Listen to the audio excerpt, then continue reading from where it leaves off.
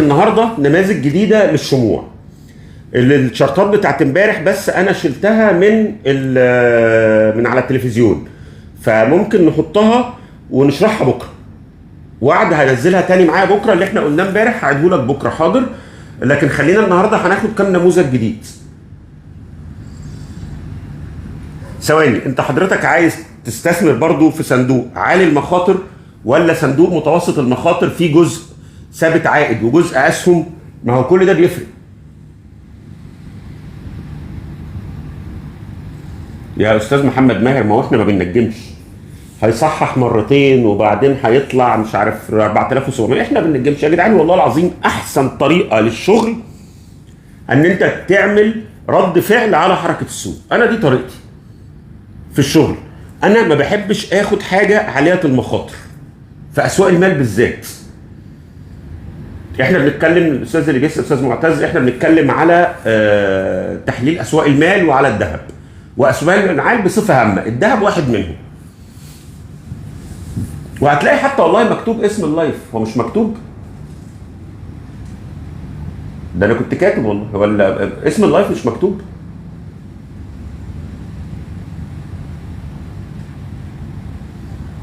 والله كنت كتبته، معرفش بقى هو ما جاش ليه، ومعرفش اصلا هو لو ابتدى ينفع اكتبه تاني ولا لا.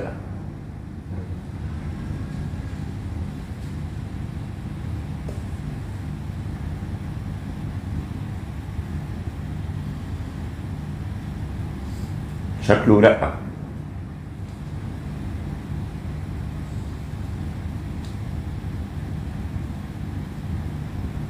هو شكله لو ابتدى ما بيعرفش نغير فيه. والله كان نفسي على عيني اكتبه تاني، بس مش عارف نعملها ازاي دي. لايف مش عارف ايه، بوست سيتنج كومنت. طب نحاول نكتب كومنت ونعمل لها بن مثلا. ذهب حبة فوق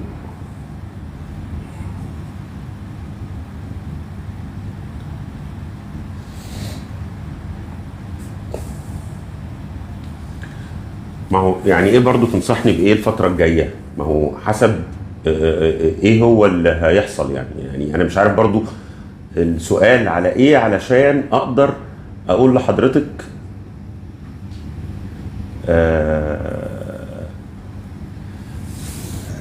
تعملي ايه. ما ينفعش الا لما ابقى عارف هو حضرتك عايز تعملي ايه اصلا. يعني خلي السؤال واضح شويه وانا تحت امرك اشرح لحضرتك. حاضر، تسلم يا استاذ محمود، الله يخليك. طيب نبتدي بقى في الشرح، وبعدين بعد كده نمسك الذهب. مساء النور استاذ متفائل، اهلا بك. بعدين في الاخر هنمسك الذهب برضو، مجهزين الشارت بتاعته عشان نفصصها مع بعض. هنشتري بس لسه شويه. هنشتري ذهب والله يا جماعه. لسه على شراء الذهب في هنا الاستاذ عماد والاستاذ حطاب. هنشتري ولكن لسه شويه. لا، اللي ما باعش فوق يا استاذ خلود ما يبيعش دلوقتي. لا يعني احنا نزلنا كتير قوي، اللي فاضل مش قد اللي راح، فحرام هتبيع وبعدين ترجع تشتري. وبعدين لو حضرتك شاريه فيزيكال من السوق هنا في مصر غير اللي شاري في الاسواق بره. اللي شاري في الاسواق بره مصنعيته صفر وعمولاته تقريبا صفر. انت النهارده هتخسري مصنعيه ودمغه وحاجات كده. فلا، ما انصحش طبعا شراء باللي بيشتغل فيزيكال. اللي بيشتغل ده فيزيكال من عند السايغ ما ينفعش يتريد. ما هو استاذ فرانكو هنشتري سبائك، بس انا مستني نشوف سعر كويس او منطقه امن. وخلينا بس كده للاخر النهارده، يعني هناخد لنا مثلا ساعه كده ولا حاجه نتكلم علم. عايز اشتري ده في شهر 3. لا احنا في شهر 3 الله اعلم هيبقى الدنيا فيها ايه.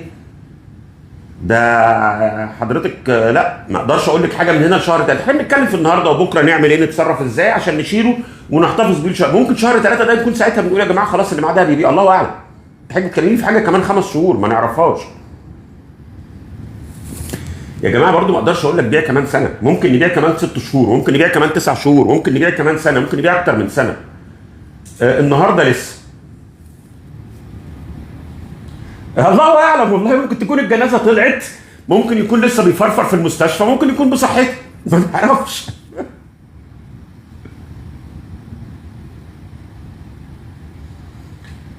بص يا استاذ عبد الله، ابعت لي والله على شركه المخازن الكويتيه، ابعت لي، بس حضرتك بعت لي قبل كده مره على ما افتكر.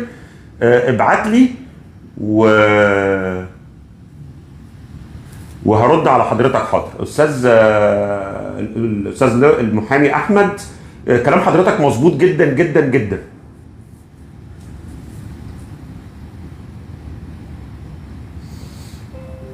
طيب لا، ما هو 3580 دي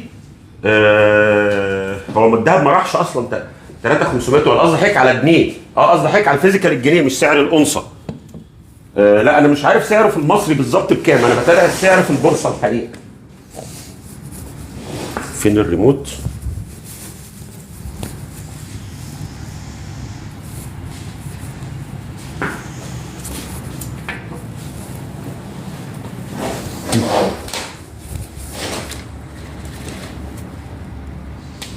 يلا بينا كده بقى ايه. لا مفيش حاجه غريبه يا عم، مفيش غريبه الا الشيطان، كله هيبان دلوقتي. والله لما نقعد نتكلم هتلاقي اللي بيحصل مش غريب، وهتلاقوا الدنيا تمام يعني. طيب هنتكلم النهارده على كام نموذج تانيين من الشموع دول اللي احنا اتكلمنا عليهم امبارح. والله الصوره موجوده على التلفزيون يعني، بس يعني مش عايز النهارده ناخد حاجه جديده، وكان في استاذ عايزنا نعيد دولت هعيدهم. او اقول لحضرتك حاجه يا استاذ، اللي كان عايز نعيد حلقه امبارح بتاعه اللايف، ابعت لي على رساله، لو حضرتك لسه موجود معانا اللي كنت بتسال على نماذج الشموع بتاع امبارح، ابعت لي حضرتك رساله بس على الرسائل بتاع الصفحه، وهبعت لك لينك تتفرج منه على حلقه امبارح. الأونصة 3580، ما هي الأونصة ما جابتش 3580 يا جماعه، هي اعلى سعر جابته 3480. لا ده 4380، انا الارقام دخلت معاك كلها على بعضها. 4380، لا 3580 دي احنا عشان نروح لها يبقى في كارثه. ده اللي بيحصل دلوقتي، جاني ارباح، انا مش عارف، الناس مخضوضه، في ناس مخضوضه وعايزه تبيع، وفي ناس عايزه تشتري. هو دلوقتي ولا كده ولا كده، يعني اللي معاه ما يبيعش، ما دام ما بعتش فوق ما تبيعش، وما دام لسه بره استنى نبتدي نبني مراكز كويسه. بس والله هنمسك الكلام ده نفنطه، عشان انت مش عايزكم يا جماعه تاخدوا كلمه حد وتنفذوها كده. علمني اصطاد ما تدينيش سمك، انا عايز اعلمكم تصطادوا، فخلينا نمسكها كده وهنفنفطها، وهنمسك نفرفط الشمعة كده. لا ما خسرتش والله، انا مش عارف هو بكام النهارده طبعا الذهب في السوق المصري، لكن والله ان شاء الله باذن الله بعون الله نقول ان شاء الله باذن الله مش هتخسر، لانه باذن الله هيطلع تاني. طيب نبص على النماذج الجديده، ناخد شويه قهوه كده ونتكلم، ناخد حبه علم وحبه فلوس.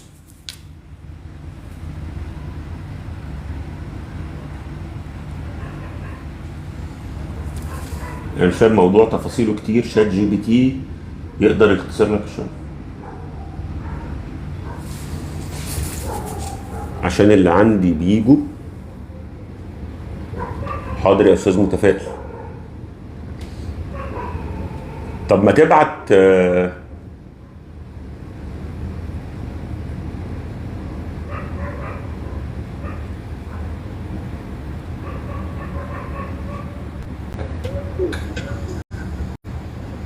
مين ده؟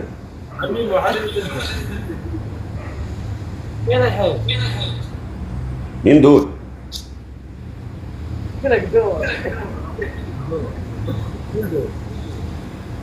كده يا استاذ متفائل دخلت ناس معانا غلط.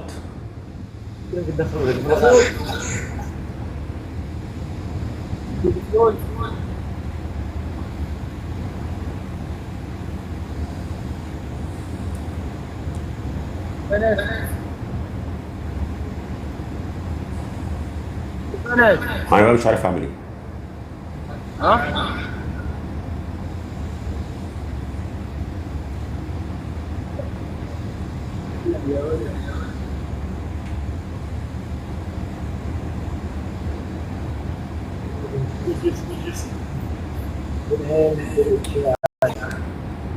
بس خلاص الحمد لله.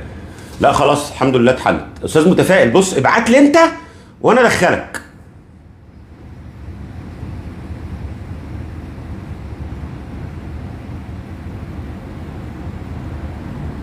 خلاص مشوا الحمد لله. ايوه كده.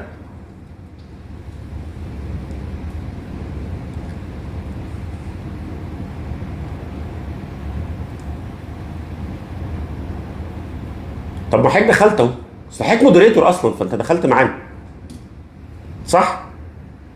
اه صح صح صح. تمام حضرتك مودريتور هتخش على طول اساسا. ما الاول اللي كمان بس انت عدل شبكة الجهاز،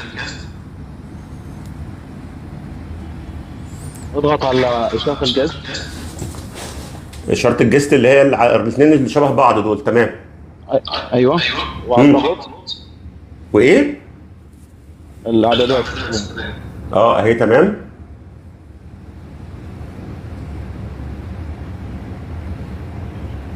عندك الشبكة.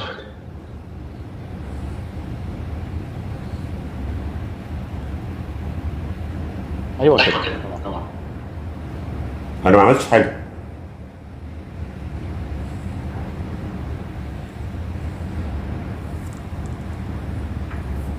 تمام كده حضرتك عايزها كده؟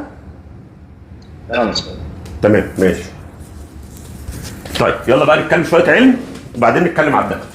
طيب اتكلمنا امبارح على بعض النماذج الانعكاسيه اللي بتدينا اشارات شراء واشارات بيع. النهارده برضو هناخد شويه كمان. تمام.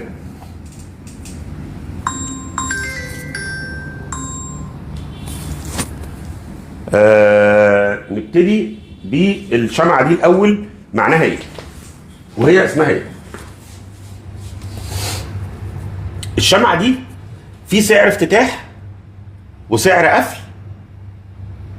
ما دام خضراء او بيضه يبقى الاغلاق فوق، لو حمراء او سوداء يبقى الاغلاق تحت.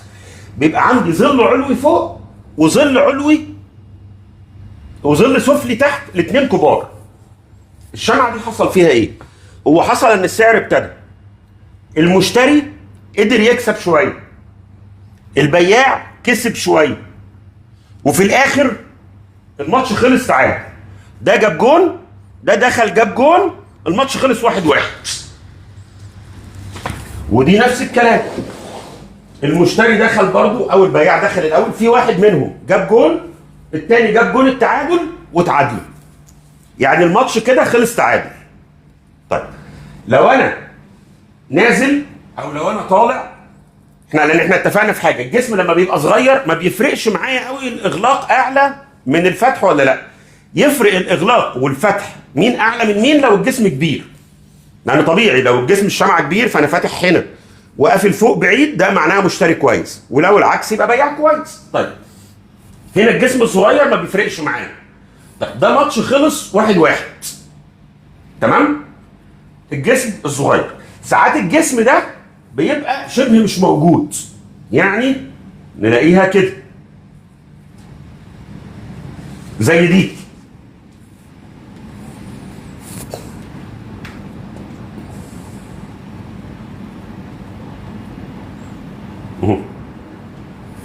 هو اللي حصل فتح، ده جاب جون وبعدين ده رجع جاب جون وبعدين رجع قفل في نفس المكان. برضه هو ماتش 1-1 لكن مفيش جسم، فاللي ملهاش جسم دي بتتسمى دوجي. هي اسمها ليه؟ زي ما انا اسمي عبد الرحمن ليه، وفي حد اسمه محمد ليه، وفي حد اسمه محمد احمد ليه، سموها دوجي. احنا ما يهمناش دول قوي، احنا المهم عندنا بس الفكره ان هو ايه؟ الشمعه اللي هي 1-1 دي. طيب احنا امبارح لما كنا بنتكلم ان لما الماتش بيخلص تعادل بنعمل ايه؟ بنحتاج تاكيد، لان مفيش عندي حد كسب. طيب التاكيد بتاع الكلام ده بيحصل ازاي بقى؟ في شمعة، في صورة تانية ننزلها.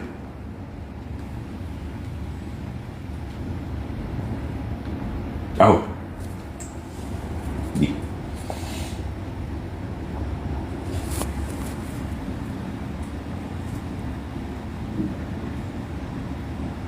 تمام. هو اللي بيحصل ايه بقى؟ هنا السوق عمال ينزل ينزل ينزل ينزل ينزل، يعني في بياع ماسك السوق ومتحكم فيه، البياع هو اللي سايق العربيه. طيب نزل تحت هنا عمل لي الشمعه اللي هي جسمها صغير وليها ديل كبير او ديل صغير او دوجي، بس الفكره كلها ان شمعه تدل ان الماتش خلص 1-1. هنا البياع كسبان 1-0 1-0 1-0 1-0، البياع عمال يكسب الماتشات كلها. وصلنا هنا حصل ماتش تعادل. ماتش التعادل ده انا باخده كاشاره مش كحاجه اخد عليها قرار. استنى اشوف ايه اللي هيحصل تاني يوم، لان بعد ما كان ده عمال يكسب الماتشات كلها جه في ماتش اتعادل. اذا المشتري جمد شويه، البياع ضعف شويه، فقدروا يتعادلوا الماتش ده. طيب انا محتاج اشوف بقى الماتش اللي جاي المشتري هيكسب ولا مش هيقدر. لو جه المشتري تاني يوم وكسب وعمل لي شمعه اغلاقها اعلى من فتحها بمسافه كويسه بحجم تداول عالي، ما دام بنتكلم على مشتري لازم اتاكد انه حاطط بنزين ومفول التانك. وقلنا تفويله التانك والبنزين بتاعنا الفلوس اللي هي حجم التداول.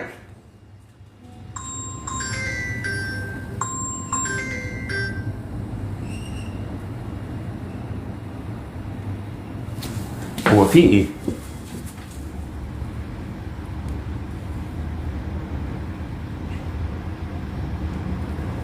استنوا يا جماعه استاذنكم ثانيه واحده، واضح في حاجه بس عندي، لحظه واحده.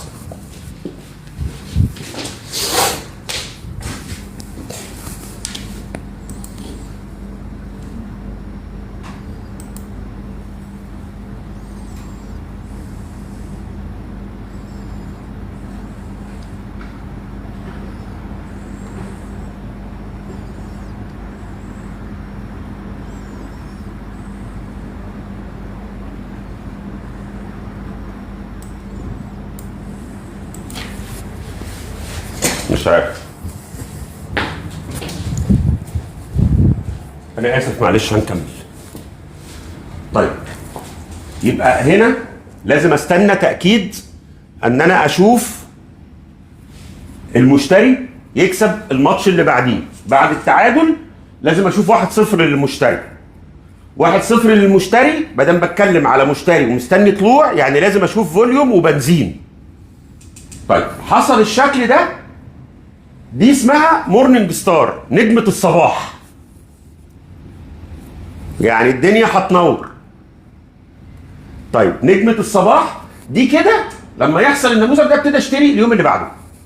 او قرب اغلاق الجلسة دي لما اشوف ان هو انا خلاص انا روحت بيتنا وشايف الشكل ده وجاي تاني يوم منتظر، شفت اليوم ده السعر ابتدى يطلع، احنا قربنا من نهاية الشمعة، وفي اخر اليوم او في اخر الساعه او في اخر حسب التايم فريم اللي بتشتغل عليه او المدى الزمني اللي بتشتغل عليه، اخش اشتري في النهايه او مع بدايه الشمعه اللي بعدها. تمام؟ عكسها بالظبط لو انا طالع فالمشتري عمال يكسب 1-1-1-1-0 0 اتعادلوا، الماتش خلص تعادل 0-0 او 1-1. يعني اذا المشتري بعد ما كان جامد قوي جه هنا ضعف، البياع بقى في نفس القوه، بنتظر يوم، تاني يوم الاسعار بدات تنزل، بخرج من السوق وببيع. طب لو اليوم اللي بعدها ما حصلش كده، يعني جانا عمال البياع بيكسب يكسب يكسب وجه في اليوم ده لقيت الشمعه نزلت، خلاص يبقى البياع مكمل. هو كل القصه ان البياع ريح يوم ورجع كمل تاني، المشتري ما قدرش. هنا نفس الكلام، المشتري عمال يكسب يكسب، جه هنا البياع حاول بيتعافى عليه ما قدرش، الاسعار كملت فوق، انا مكمل مع السوق عادي ما فيش مشكله. بس ما حدش يقول لي ان دي اشاره شراء. ما هو يقول لي ايه؟ انت هتيجي تقول لي ما هو المشتري هنا لما البياع دخل عليه ما قدرش يبقى اخش اشتري. لا. ليه؟ لان انا لما بخش اشتري اول حاجه ابص عليها معدل المخاطره. معدل المخاطره يعني ايه؟ يعني نقطه ايقاف الخسائر بتاعتي. لو السوق قلب في اي وقت اعمل ايه؟ اخرج ازاي؟ طيب هنا السوق طالع بقاله كتير، يعني نقطه ايقاف الخسائر تحت سعرها بعيد، ما عنديش منطقه قريبه اخرج منها لو السوق قلب، لان ممكن هنا السوق ينزل حته ويكمل وانا مش عارف هو هيكمل ولا مش هيكمل، ممكن ينزل حته ويرجع، ممكن يعمل اي حاجه. خد بالك السوق ممكن يعمل اي حاجه في الدنيا، انا بتفرج عليه واشتغل معاه واشتغل على مزاجه. انا مش بشتغل على توقعاتي وعلى مزاجي، انا بشتغل على مزاج السوق. واللي عايز ينجح بالتحليل الفني ما يحاولش ان هو يتذاكى على السوق ويقول ايه لا ده هو السوق هيعمل كذا كذا كذا كذا فانا هعمل كذا كذا كذا كذا.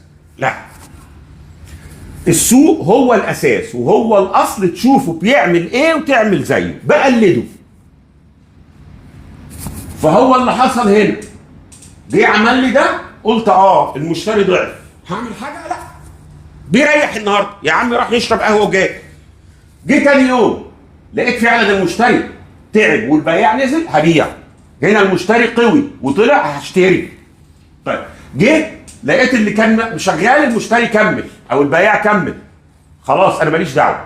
بس ما هياش اشاره شراء. اشاره الشراء ان انا اكون نازل ويحصل لي نموذج بجسم صغير، يعني جسم صغير او دوجي. في الحاله دي اخش انفذ. تمام؟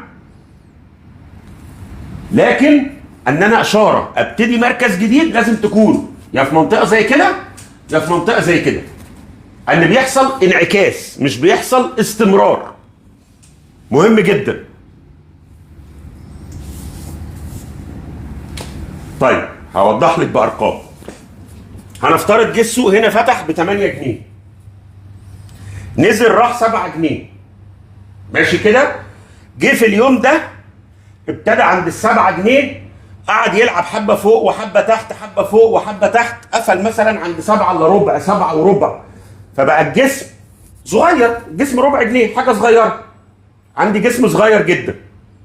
طيب جه تاني يوم، هنقول دي يا ستي ان هو فتح 7 وقفل 7 وربع هنا، تمام؟ طيب عند ال7 وربع دي خلينا فاكرين دي كانت 8 7 وهنا 7 و7 وربع. طيب لما جه تاني يوم لازم اشوف الشمعه دي بتطلع بيها بال7 دي ل 8 7 90. بس الفكره كلها ان انا لازم اعدي جسم الشمعه دي بالظل العلوي السفلي بتاعها، يعني لازم اشوف هنا مشتري طلع لفوق من ده، فتح ب7 طلع 7 90 8 جنيه، واشوف معاها حجم تداول عالي. اهم حاجه ان احجام التداول في الشمعه دي تبقى اكتر من احجام التداول بتاع النزول دي كلها، مش مجموعهم. يعني انا لو بنفذ كل يوم هنا مثلا مليون سهم، الاقي منفذ لي هنا مثلا 1.5 مليون سهم، 1.3 مليون، بس لازم اليوم ده يبقى اعلى من الارقام اللي كان بينفذها هنا كل يوم. ماشي؟ طيب لو بننزل ما بتهمنيش احجام التداول، حتى لو كان بيطلع باحجام تداول عاليه ونازل باحجام تداول قليله ما بتفرقش، بس هو نفس الكلام. هنا كان ب8 طلع بقى ب9، جه هنا اشتغل عند ال9 وقفل 9 الا ربع، 9 وربع، ايا كان، بس هنا لما فتح عند ال9 تاني لقيته نزل بقى 8 الا حاجه بسيطه، 8 وحاجه بسيطه، يعني ابتدى يعمل نطاق سعري، حركه سعريه، مش بيتحرك في حته صغيره. مفيش حاجه اسمها اقل مبلغ ابدا بيه كام، ممكن تدي باي مبلغ، بس المهم تدوروا صح. تمام؟ فدي اشاره بيع. حتى بقى لو حجم التداول مش عالي، ودايما بنأكد حجم التداول عدد الاسهم وليس ثمنها، مش قيمه الفلوس، عدد الاسهم. ليه هنا فرق معايا حجم التداول وهنا ما فرقش؟ هنقولها تاني. الاسعار وهي طالعه كانها طالعه الكوبري. طيب الاسعار وهي نازله من على الكوبري، يعني نازل منزل. العربيه وهي طالعه المطلع محتاجه بنزين، يبقى الاسعار وهي طالعه لازم ادوس بنزين جامد. البنزين هو الفلوس وحجم التداول العالي، لكن النزول ممكن تنزل لوحدها على المنزل. ان شاء الله هيرفع تاني. هنحلل الذهب يا جماعه والله، خليكم معانا بس هنشرح شويه ونتكلم على الذهب. طيب الاسعار وهي نازله ممكن تتزحلق على المنزل وانت مبطل العربيه ومورها. انت افتكرها بالمثال كده، انا طالع مطلع لازم بنزين، وانا نازل ممكن تنزل لوحدها مش محتاجه بنزين. فعشان كده ده يهمني حجم تداول عالي، هنا ما يفرقش كتير. ماشي؟ نشوف حاجه تانيه. نرجع تاني نعرف اسمهم بس. دي اسمها مورنينج ستار، يعني شمعة الصباح.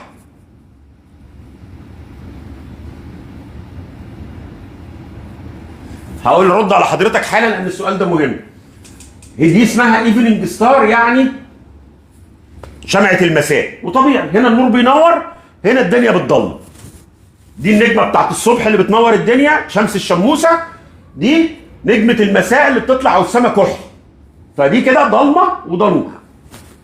طيب السؤال ده كويس جدا. هنا بيقول لحضرتك طب ممكن اجهز لكم كلام عن الفضة بكرة، عشان انا مش مجهز بس تيشيرت الفضة معايا النهارده. هجيب لكم تيشيرت الفضة كفلوس وتيشيرت الفضة قصاد الذهب، واقول لك امتى تستثمر في الفضة وامتى تستثمر بالذهب. والله هجهزها لكم بكرة حاضر. طيب النزول بقى بفوليوم قليل، هل هو تجميع ولا تصريف؟ النزول بفوليوم قليل هو ولا تجميع ولا تصريف. النزول بفوليوم قليل معناها ان البياع مش جامد، بس النزول بفوليوم عالي يعني البياع جامد جدا وعنيف جدا. النزول بفوليوم قليل البياع مش جامد، بس معناها برضو وده الاهم بقى المشتري مش موجود. طب ما هو لو المشتري مش موجود الاسعار مش هتطلع، يبقى برضو مش هشتري. انا عندي الحالة الوحيدة للشراء هي الصعود باحجام تداول عالية، وبشتري يا اما في نموذج زي كده في قاع، يا اما بشتري مع كسر مقاومة زي ما كنا بنشوف الاتجاهات العرضية كنا بنتفرج عليها قبل كده، وكانت الاسعار بتكسر فوقيها باحجام تداول عالية. فنرجع تاني للنزول باحجام تداول قليلة، معناها ان البياع مش جامد، بس برضو معناها وده الاهم المشتري مش موجود، فانا مش هشتري الا لما المشتري يجي. لكن هو ولا تجميع ولا هو تصريف، معناها ان المشتري مش الاسعار مش عاجباه، الحاجه اللي انا بتداول عليها دي سواء سهم سواء عمله سواء سلعه سواء اي حاجه مش مستهوياه مش محبذاه له ان هو يجي، فالاسعار بتنزل حتى لو فوليوم قليل. هي العربيه على منزل الكوبري والموتور مبطل والعربيه على المور واخده في سكتها ونازله، هتكمل نزول. ودايما يعني انا هقول مثل مصري شويه، معرفش الاخوه العرب هيفهموني ولا لا. انا المهم ان عندي يعني، وبرضه مش عايز حد يفهمني غلط والله، بس انا يعني القافيه بتحكم ساعات. ما احنا بنشرح الشموع اهو، احنا عايزين اكل مش بحلقه. فالاكل ان انا اقعد ابص دايما مين البياع ولا المشتري الاقوى عشان اركب معاه الميكروباص اللي هو سايق. المشتري لو هو اللي سايق الميكروباص ومتحكم فيه وطالع بيه الكوبري ومفول التانك بنزين، هخش اخد نفر في الميكروباص ده واركب. تمام؟ لكن لو العربيه بتقع من فوق الكوبري، بتقع ليه بقى؟ مش مهم. المهم عندنا بتقع. هل العربيه بتقع عشان الموتور مفوت؟ هل العربيه بتقع عشان ما فيهاش بنزين؟ هل العربيه بتقع علشان فيها سير مقطوع؟ هل العربيه بتقع عشان السواق نام؟ كل دي اسباب ما تفرقش معايا. المهم انها العربيه نازله من فوق الكوبري بتقع. يا عم سيبك من الميكروباص دوت او سيبك من العربيه دي واركب مع سواق غيره. ما العربيات كتير. دي مش اخر عربيه في الحياه عشان اركب معاه. العربيات كتير. انت عندك 10 سهم في البورصه في مصر، وعندك الاف الاسهم في بورصه امريكا، وعندك الدنيا اللي ممكن تتداول فيها ملهاش اول من اخر. ومثل التحليل الفني ان انت ممكن تفتح تشارت اي حاجه في الدنيا وتتداول فيها. فعيش حياتك، ما عندناش مشاكل. لكن ما تبصش هو بينزل ليه، مش مهم ليه، هو بينزل. وقبل كده لو تفتكروا في بدايات قعداتنا مع بعض كده من حوالي اسبوعين ثلاثه كنت قلت لكم جمله: الشراء له سبب واحد، البيع. يا جماعه اللي بيسال على اسهم بس والله ابعت لي وهرد على حضرتك في الرسائل، عشان بس هنا بنتكلم دايما بصفه عامه الحاجات اللي تهم الكل، لكن السهم ده بتاع حضرتك انا ابعت لي في الرسائل بتاع الصفحه وهرد عليك بكره باذن الله. اللي بيشتري ملوش غير سبب واحد، هو بيشتري عشان السعر يطلع ويكسب. مفيش منطق تاني للشراء. البياع بقى له 1000 سبب. ممكن يكون بيبيع عشان حاسس ان البضاعه اللي معاه غاليه، ممكن يكون بيبيع عشان هو عنده ظروف عيان عايز يتعالج، بنته بتتجوز، ابنه هيشتري شقه، محتاج الفلوس في اي حاجه، هو شايف ان الشركه دي بتخسر. فالبياع له 1000 سبب.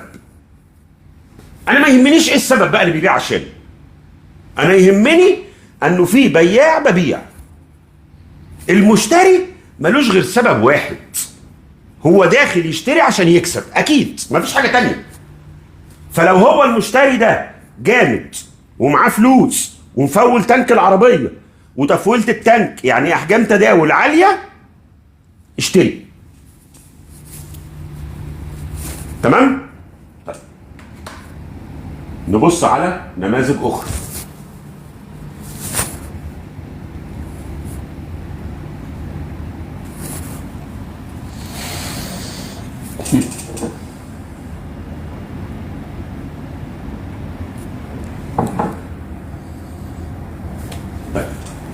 في الانجلفنج بقى الكاندل ستيكس.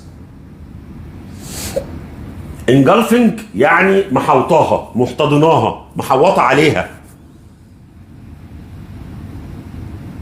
ما هو انا ما اعرفش بكره الاربع السوق طالع ولا السوق نازل. هرد على حضرتك حاضر. استاذ ساره بتسال هو الاحسن نشتري ذهب قديم ولا جنيهات ذهب؟ بص حضرتك، اشتري دايما اللي تكلفه شراه ارخص. يعني انت لو حد، خدي بالك، الجنيهات او السبائك بيحط لك عليها نسبه صغيره ودمغه فوق سعر الجرام اللي هو معلن عنه. دي نماذج انعكاسيه اهو. يعني لو الجرام مثلا ب 5000، ممكن تلاقي الجرام بتاع المشغولات الذهبيه ب 5200 5300، لكن ممكن تلاقي الذهب والسبائك ب 5050. لو تعرفي حد عنده ذهب مستعمل وهيديها لك مثلا بسعر ارخص من الجرام ارخص من الجنيهات والسبائك، يبقى ده الافضل. دايما بدور وانا بشتري فيزيكال، يعني منتج في ايدي همسكه في ايدي، دوري على اقل فرق سعر بين سعر الجرام المعلن والسعر اللي هدفعه فعلا. ليه؟ لان انا لما اجي ابيعه هبيع بالسعر المعلن اللي هو السعر الحقيقي بتاع جرام الذهب، فالحته الزياده دي انا بخسرها، فدايما احاول اخليها اقل حاجه.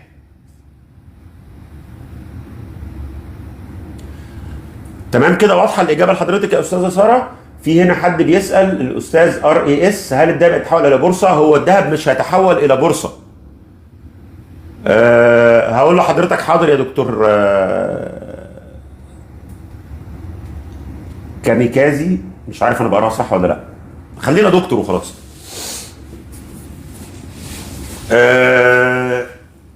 هو كان السؤال ايه معلش؟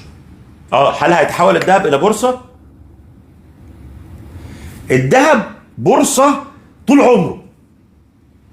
الذهب من 100 سنه وهو بورصه وسلعه وبتباع وتشترى، ولكن بدات الذبذبات السعريه الجامده بتاعته وابتدى يطلع وينط والكلام ده بعد فك الدولار، ارتباط الدولار بالذهب سنه 71. ليه؟ هو كان متثبت في اتفاقيه بريتن وود اللي اتعملت سنه 44.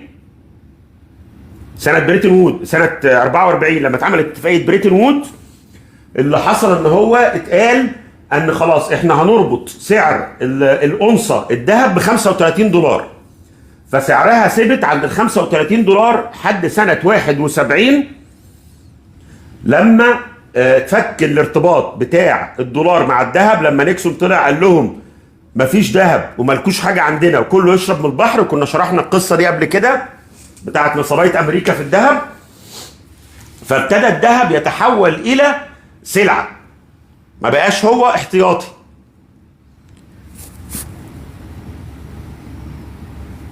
فبما انه تحول الى سلعه بقى يتداول بقى من سنه 71 وهو عمال يطلع. طلع من ال 35 دولار سنه 71 لحد ما وصل النهارده لل 4000 اللي احنا شايفينها دي. فهو الذهب بورصه بيطلع وبينزل، وشفناه في 2012 نزل تقريبا 50%، نزل من 1950 ل 1050 1070. انا بتكلم رقم الذاكره مش فاكر، بتكلم في حاجه من 13 سنه يعني. فهو بورصه، هو بيطلع وبينزل، هو قائد بورصه السلع، هو الكبير والزعيم بتاع بورصه السلع، هو اللي بيشد فوق وبيشد تحت بورصه السلع. هو اكبر حاجه ليه البترول. تمام؟ طيب نبتدي نتكلم على النماذج الجديده. كان في هنا حد برضو سأل سؤال كان مهم. تعلم التداول. والله احنا بنعلم هنا، ولو حضرتك عايز تدرس امبارح كنت عامل دبل توب على 4 ساعات. ماشي يا استاذ فريد، حاضر. ماشيها، بس هو كان دبل توب بعد ما عرض شويه، فعشان كده مش فارقه يعني.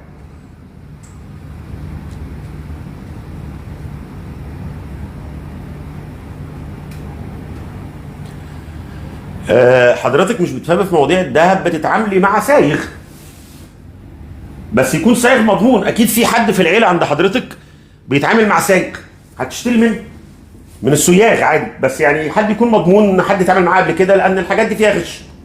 بس فاهم حاجه يكون حد مضمون بس. طيب نرجع للنماذج بتاعتنا عشان عايزين نلحق نتكلم على الذهب شويه. طيب النماذج تانية الانعكاسيه برضو، دايما بنجيب نموذج صاعد والعكس بتاعه عشان دايما نبقى حاطين الاثنين جنب بعض.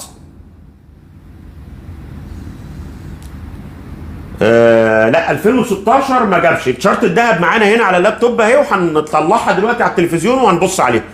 بس لا، هو في 2016 ما كانش 900، 2016 كان فوق ال 1000 دي اكيده. هو من 2012 ما نزلش تحت ال 1000. تمام؟ طيب هنا الاسعار بتنزل. جه اخر يوم هنا في النزول اهو. اليوم اللي بعدها بقى عمل ايه؟ سعر الفتح وسعر الاغلاق اللي هو بنسميه جسم الشمعة. لو نفتكر لما كنا بنتكلم على شكل الشموع بيبقى عامل ازاي؟ اهي. فاكرين؟ كنا بنقول ده جسم الشمعة اللي هو المسافة بين الفتح والاغلاق. ده الفتح وده الاغلاق عشان الشمعة سودة. السوداء او الحمراء. ده سعر الفتح وده سعر الاغلاق اللي هو الشمعة البيضاء او الخضراء. فده جسم الشمعة. ده الظل السفلي وده الظل العلوي، لور شادو ابر شادو، او بنسميه ديل او ظل او اي حاجه. وده برضو ظل سفلي وظل علوي اللي هو اقل سعر واعلى سعر. نرجع للنموذج بقى بتاعنا ده. المهم بقى في الشمعة بتاعت تاني يوم دي انه يكون ايه؟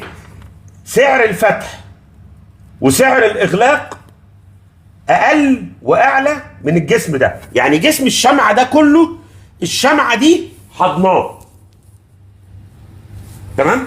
يعني الشمعة بتاع اليوم ده جسمها واخد الجسم ده وصغير اكبر منه. يعني يوم عامل كده، مش مهم عندي الشادو خالص، انا المهم عندي الجسم ده كده، الجسم ده واكله كله. تمام؟ يعني اجيب لكم مثلا حاجتين كده، ثواني.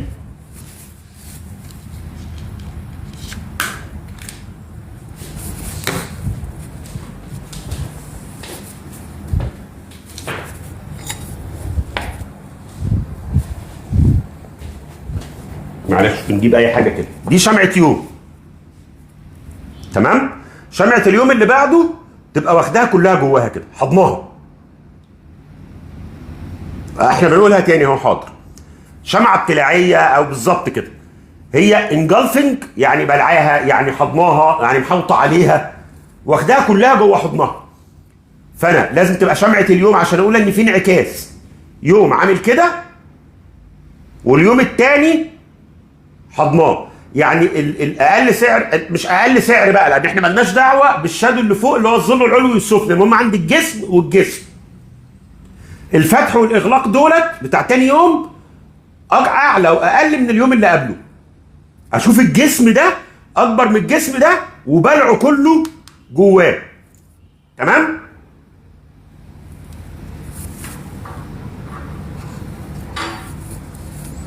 طيب نقولها تاني. انا هنا حصل نزول، جه هنا ده اليوم ده في نزول، انا لسه ما اعرفش ايه اللي هيحصل بكره، محدش، الغيب لا يعلمه الا الله. فانا رايح تاني يوم، الجلسه فتحت، بتفرج على السوق، لقيت السوق فتح تحت بعيد كده وطلع قفل فوق، بلع الشمعه دي، كلها، بلعها وشرب بيبس وهضم. يبقى ده هنا بيحصل انعكاس. وطبعا بما ان احنا بنطلع يبقى لازم الشرط الاساسي بتاعنا البنزين، التانك بتاع العربيه مفول عشان اتاكد انها هتعرف تطلع المطلع. يعني لو بنفذ هنا كل يوم متوسط مليون سهم، اشوف هنا مليون و300، مليون ونص، وكل ما الفوليوم ده زاد كل ما كان اقوى. ليه؟ ده الراجل حاطط بنزين 98 ومكلف وصارف. المشتري ده مكلف وصارف وجايب احسن حاجه ودافع كتير، وده اللي يقول ان المشتري هيقدر يكمل.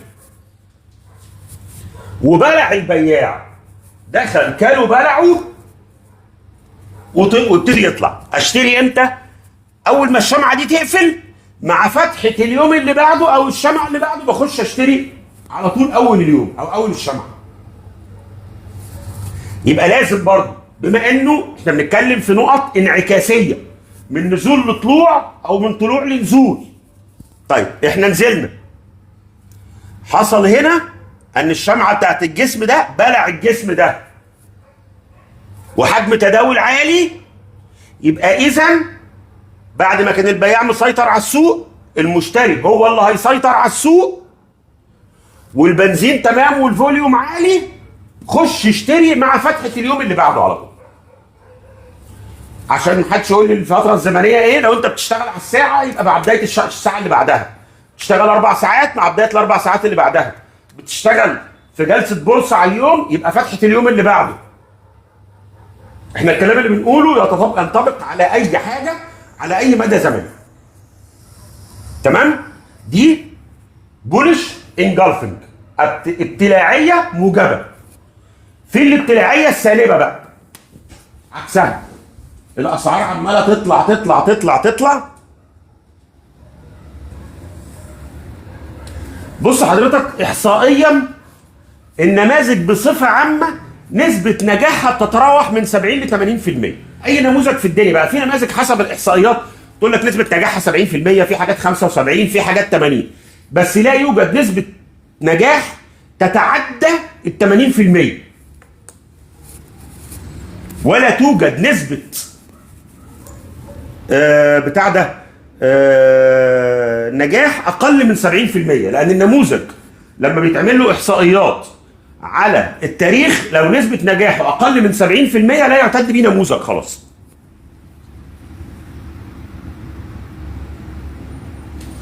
ما انا لسه رادد على الكلام ده يا استاذ، يا استاذ ميدو. ما انا لسه بقول يا جماعه اشتغل على الكلام اللي احنا بنشرحه ده على فريم دقيقه. لو انت بتشتغل سكالبنج اشتغل على فريم 5 دقايق، اشتغل على فريم ربع ساعه، اشتغل على فريم نص ساعه، على فريم ساعه، على فريم 4 ساعات، على فريم يومي، على اي فريم انت عايزه. احنا بنشرح حاجه عامه تقدر تطبقها على اسهم، على فوركس، على سلع، على عملات مشفره، على اي فريم زمني. ده جوهر العلم او العلم البيور الصافي. طبقه بقى على اي حاجه تعجبك، بس المهم التطبيق الصح. زي ما قلنا، انا دايما وانا داخل اشتري يبقى عندي ايقاف الخسائر عارفه. بما ان احنا اتكلمنا فان اي نموذج، مفيش نموذج في الحياه نسبه نجاحه اكتر من 80%، ومفيش اقل من 70، لانه لو اقل من 70 مش هيعتد بيه ولا يتحط في كتب اساسا. طيب يعني انا عندي نسبه تتراوح من 20 25 30% نسبه فشل. يعني ممكن كل 10 مرات يفشل مرتين او ثلاثه. طب اذا فشل اعمل ايه؟ دايما بنحط ايقاف الخسائر بتاعنا عند النقطه اللي بيظهر عندها المشتري ويقلب السعر. المشتري ظهر وقلب السعر عند اقل نقطه في اليوم بتاع الشمعه الابتلاعيه دي، الانجلفنج بولش، الابتلاعيه الصاعده او الابتلاعيه الموجبه او ايا كان هنسميها ايه، مش مهم الاسامي. اسمها احمد، المهم اعرف اتعامل معاه. يبقى اقل سعر ده هو اللي المشتري لما السعر راح له خد الاسعار وطلع. يبقى ايقاف الخسائر بتاعتي لو الاسعار نزلت تاني عند اقل سعر ده وما لقيتش مشتري ونزلت تحتيه ببيع. محدش بيبيع هنا عند النقطه دي، لان النقطه دي لما اروح لها متوقع الاقي مشتري ياخدني ويرجع تاني. ما اروحش بقى اديله والاسعار تطلع. لو نزل تحتها ببيع، عندها لا. تمام؟ لان زي ما اتفقنا بتفتح مركز وبتحط فلوس في السوق، لازم تبقى عارف تتعامل مع الخروج لو السوق مشي عكسك ازاي. وعندي التعامل مع السوق لو مشي عكسك اهم من لو مشي معاك. لو مشي معاك انت كسبان، في اي حته هتخرج فيها انت كسبان. هنبوس ايدينا وش وظهر ونقول الحمد لله واشكر فضلك يا رب. انت بتستنى لو نزلت تحتها. واحد بيسالنا على الفلتر، لو نزلت تحتها بقد ايه؟ المفروض لو نزلت تحتها بنسبه في حدود 3 4% سعريا، او على الاقل قفلت شمعه واحده. ليه بنحط ده او ده؟ لان ممكن تنزل تحت وتلاقيها قرت بيك في شمعه واحده 10%. فانا مش هستنى لما الشمعه تقفل وابقى خسران 10% من المركز بتاعي، لا. 3 4% تحت النقطه دي هخرج. لقيت نزل ومشي حته صغيره وماشي بالراحه، على الاقل شمعه تقفل، يفضل 2. بس انا بقول لك 1 ليه؟ علشان الاسعار ما تهربش بيا لتحت. فانت خد الاقل خسارة، يا قفلة شمعه يا 3 4%. كده خلاص. لا بيقول لك انا كسرت والمشتري اتضحك عليه. حاول، الراجل عمل اللي عليه، دخل الخناقه وضرب شويه وحاول، بس ما قدرش واتكسعب.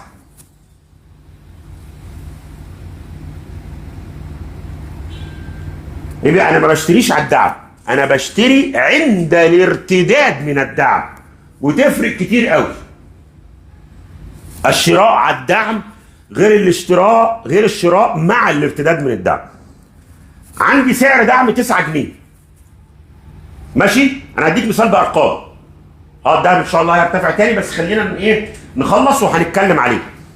نفضل لنا هنا 10 دقايق بس ونبتدي نتكلم على الدهب. انا بشتري، تسلم يا استاذ ميدو الله يخليك. هل بشتري على الدعم ولا عند الارتداد من الدعم، وتفرق ايه؟ انا لو الاسعار نازله وعندي دعم عند ال10 جنيه، هحط طلب شراء عند 10 جنيه وقرش،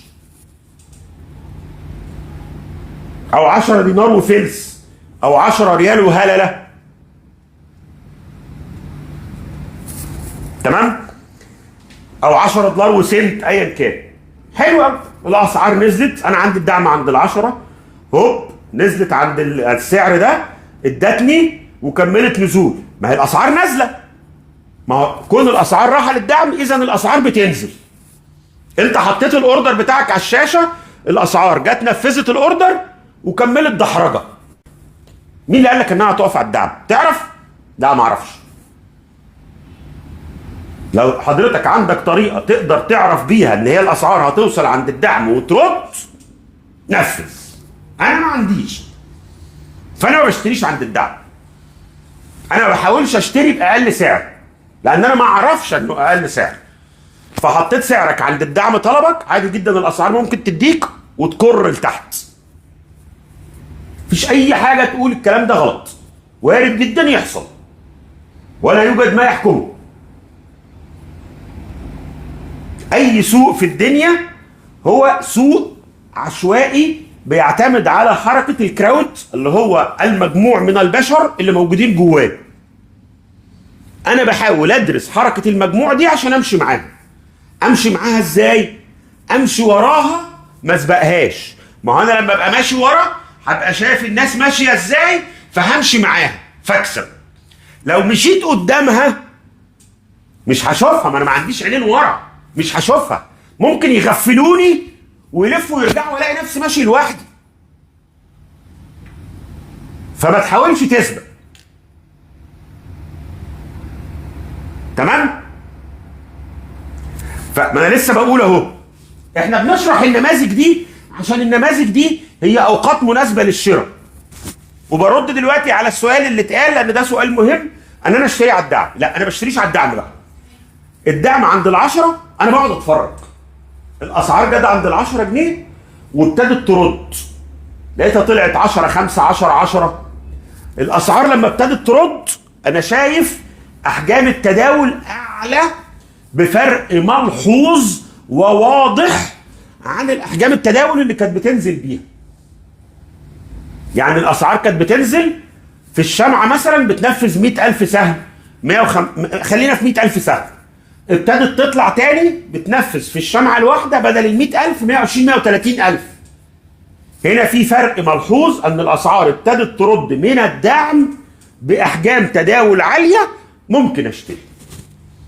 اذا الشراء هو عند الارتداد من الدعم بحجم تداول عالي، وليس الشراء عند الدعم. واحد هيقول لي انا اشتريت بسعر اغلى من لو كنت اشتريت عند الدعم. صح، انا اشتريت بسعر اعلى، ولكن لو كنت اشتريت عند الدعم ايش عرفك هي هترد ولا هتكمل؟ معرفش. لكن لما ردت، خد بالك، هي لما ردت انا ما عنديش حاجه يقين، واتفقنا قبل كده اليقين في سوق المال انه لا يوجد يقين، الاكيد انه لا يوجد اكيد. دي القاعده نمره 1. القاعده نمره 2 تقول لك ايه؟ اذهب الى القاعده رقم 1. هي دايره مقفوله. الاكيد انه لا يوجد اكيد. دايما بنشتغل على الاحتمالات الارجح، الاحتمال الاكبر الاقوى.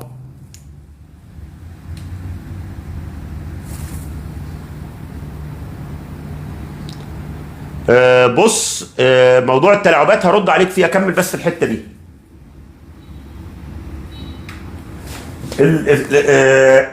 الاهم من اللي الناس بتحطه. طب هكمل وهرد على السؤالين. حاضر. السعر، فعشان كده ما بشتريش على الدعم. انا مش مهم عندي اشتري باقل سعر. اشتري غالي وبيع غالي احسن ما نشتري رخيص وينزل بينا. دائما الاساس ليس تعظيم المكسب ولكن تقليل المخاطرات والخسائر. بقلل احتمالات الخساره، يعني بقلل مخاطري، مش بدور على ان انا اكسب اكتر حاجه. لان لو دورت على انك تكسب اكتر حاجه الخسائر، لا، فيبوناتشي لسه بدري شويه على ما نوصل لها يا استاذ احمد، لان دي حاجه متقدمه شويه. ما بدورش على ان انا اكسب اكتر حاجه، انا بدور على ان انا اقلل مخاطري. طيب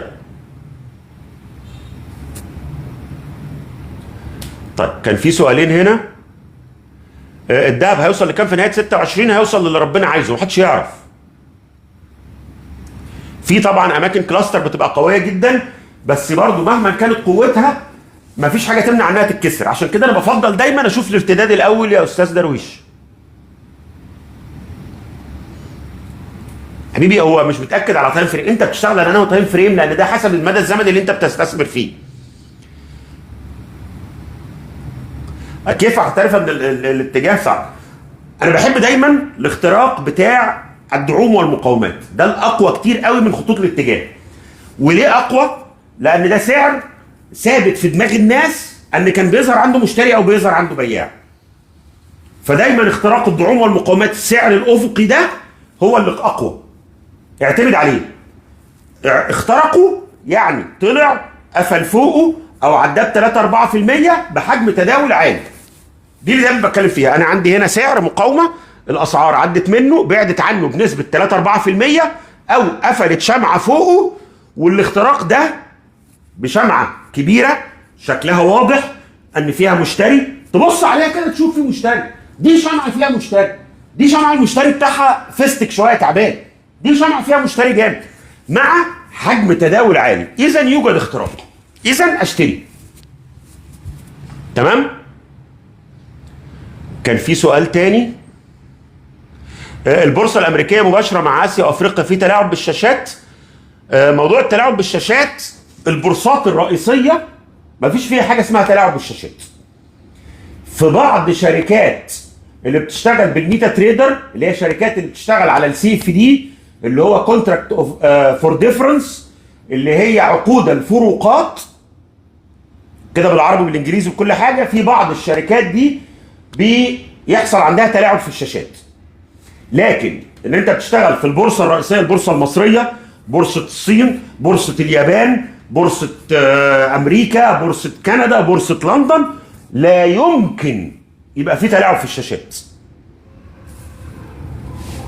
تمام. فالبورصات الرئيسيه مستحيل يبقى فيها تلاعب في الشاشات.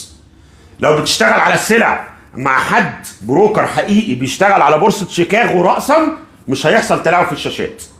ومش بقول ان كل شركات السي اف دي عندها تلاعب، لكن في بعضهم بيتلاعب في الشاشات.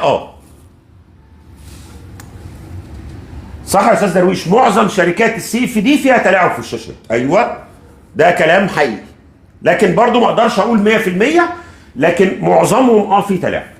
ودي الحالات بس اللي فيها تلاعب. لكن الشركات السمسره الرئيسيه اللي شغاله مع بورصات تحت اشراف هيئه سوق مال ما تقدرش، مستحيل يحصل تلاعب في الشاشات.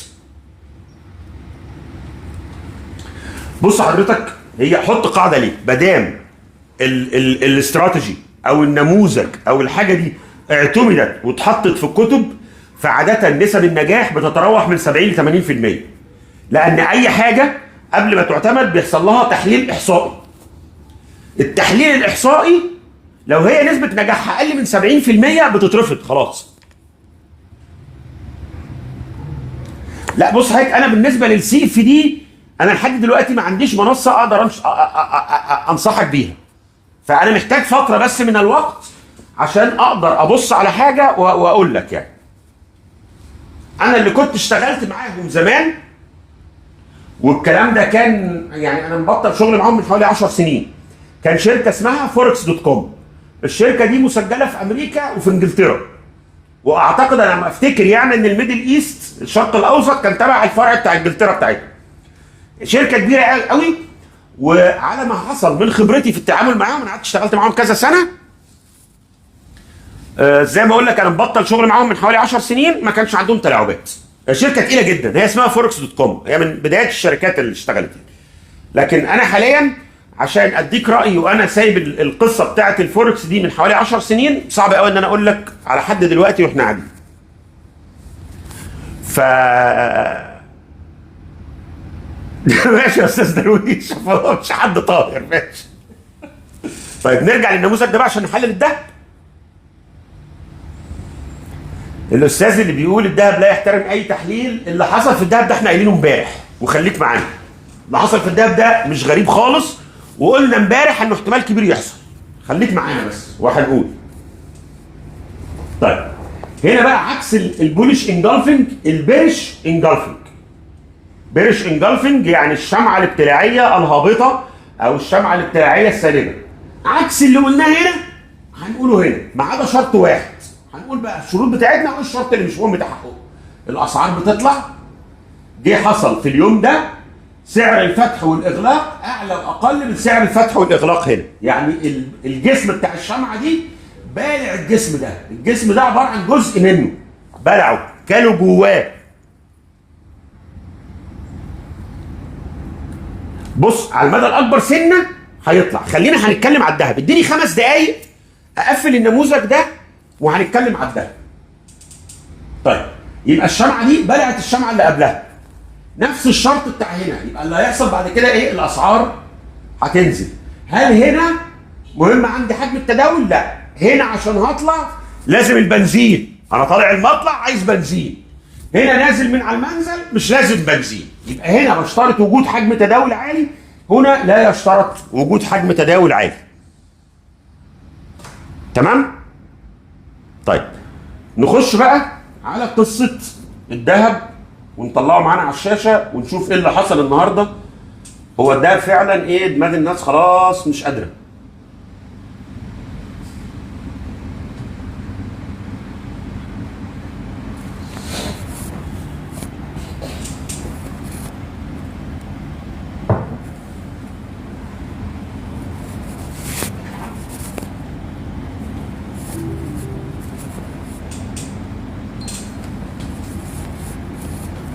ماشي.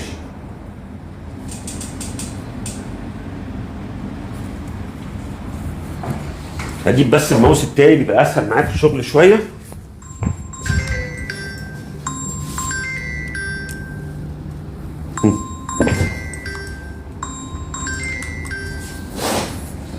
ادي الماوس اهو. نبتدي نتكلم بقى عن الذهب. ده الديلي بتاع الذهب. انا بس كان في حد بيقول في 2016 كان ب 900.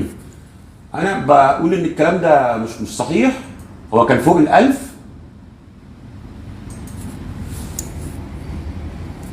ادي 2016 اهو، من 2015 اهو كان فوق ال 1000. اقل سعر في 2015. هرد على السؤال دلوقتي يا استاذ احمد. استاذ درويش ماشي. لا بص، اقل سعر اهو في 2015 كان 1050. اخر مره كان في التسعميات، ادي ال 900 اهي، كانت في 2009. اخر مره كان في التسعميات كانت المنطقه دي كده في 2009، وبعدين طلع تاني، ومن ساعتها هو فوق ال 1000. من 2009 ما نزلش تحتها تاني. طيب نرجع بقى تاني نحلل. ادي اللي حصل النهارده. ايه اللي قلناه امبارح وايه اللي حصل النهارده عادي جدا، وانا مش مخضوض ولا فارق معايا حاجه خالص. اللي قلناه امبارح ان يا جماعه الذهب ده كان في نص شهر 8 اهو ب 3300.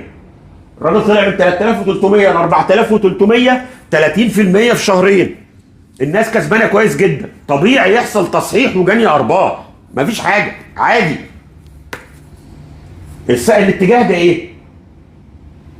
الذهب بقاله، يعني بص الاتجاه العرضي ده خلص هنا امتى؟ تعالى نقلبه على فريم اكبر شويه وبعدين هنفصص ونرجع لفريمات صغيره. بص من 2000، من اول 2023 اهو، او من اخر 2022، يعني بقى لنا كمان شهر ولا حاجه يبقى 3 سنين في اتجاه صاعد. يعني الذهب في اتجاه صاعد طويل الاجل.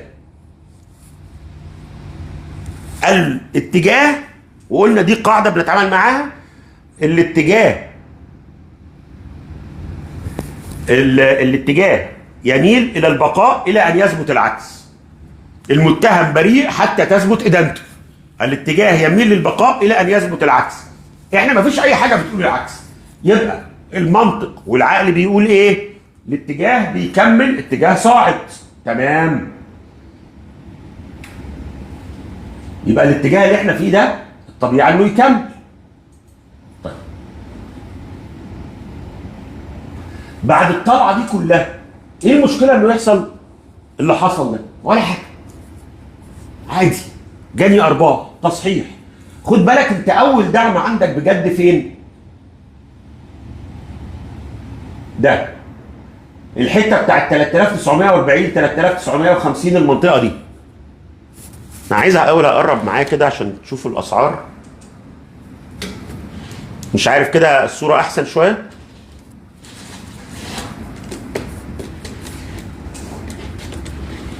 بحاول اجيب لكم حاجه اوضح كده. الدنيا اوضح شويه. تمام. دي المنطقه دي، بص اللي هو ايه حصل. ليه بقول ده دعم؟ هنا انا ماشي اخضر اخضر اخضر اخضر، ظهر بياع في يوم، البياع نزل، المشتري خده وراح طالع على طول. فهنا البياع خد الهاند يوم واتحكم في السعر ورجع. نزود تاني كمان شويه. خد الهاند وقدام المشتري دخل وطلع بيه تاني. يبقى المنطقه دي اللي هي هنا دي منطقه بيطلع فيها مشتري خد الاسعار ونزلت. يعني المنطقه دي هي اقرب منطقه دعم، اللي هي 3950 هنا كده الى 3940. الحته دي كده منطقه دعم كويس، ممكن نروح لها عادي جدا. ممكن مشتري يخش قبلها، ممكن، بس طبيعي مع الطلوع ده كله انزل، ما عنديش اي مشكله، ما فيش حاجه تخض، انا في اتجاه صاعد. طب ايه اللي بيحصل؟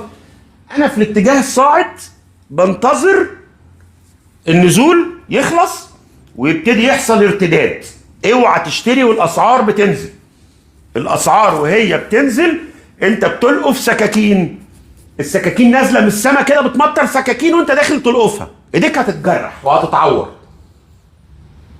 يبقى بحافظ على نفسي وبشتري لما الاسعار تبدا الارتداد. طيب احنا لو نزلنا على فريم الساعه بقى ايه اللي بيحصل؟ بص تعالى كده، ماشي. الدبل توب اهو يا استاذ اللي كان بيتكلم عليه، الله ينور عليك، صح. في دبل توب اهو واتكسر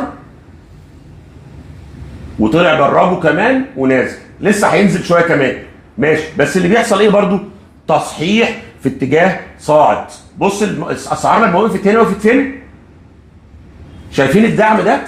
ما هي الاسعار هنا نزلت وردت من السعر ده، نزلت وردت من السعر ده، نزلت وجت قبليه بشويه وطلعت. ده كام؟ 4090. هي النهارده احنا قلنا السوق عشوائي، مش الارقام مش بالواحد وبالاثنين. عند اللون اللي جابت 4082 والاسعار لفت وطلعت تاني. بس طلعت ايه؟ هي بعد ما نزلت كده طلعت قفلت هنا وبرده قعدت تحاول تاني، وبعدين خلينا نقف على الدعم كده وهي بتحاول ترد منه. ممكن ترد شويه، ممكن تطلع لحد 4180 4200 وتنزل تاني، وارد. انا هنا متفرج، عرفت تبيع فوق عند 4300 4250 مش عارف ايه، ماشي. ما بعتش، ما تبيعش بقى، ان الاتجاه ما اتغيرش. هياخد لنا كام يوم، اسبوع، اي ما ياخده، اسبوع، 10 ايام، يومين، 3، ايا كان. هو هياخد له كام يوم يخلص كوريكشن، بالبلدي كده يفضي البياع،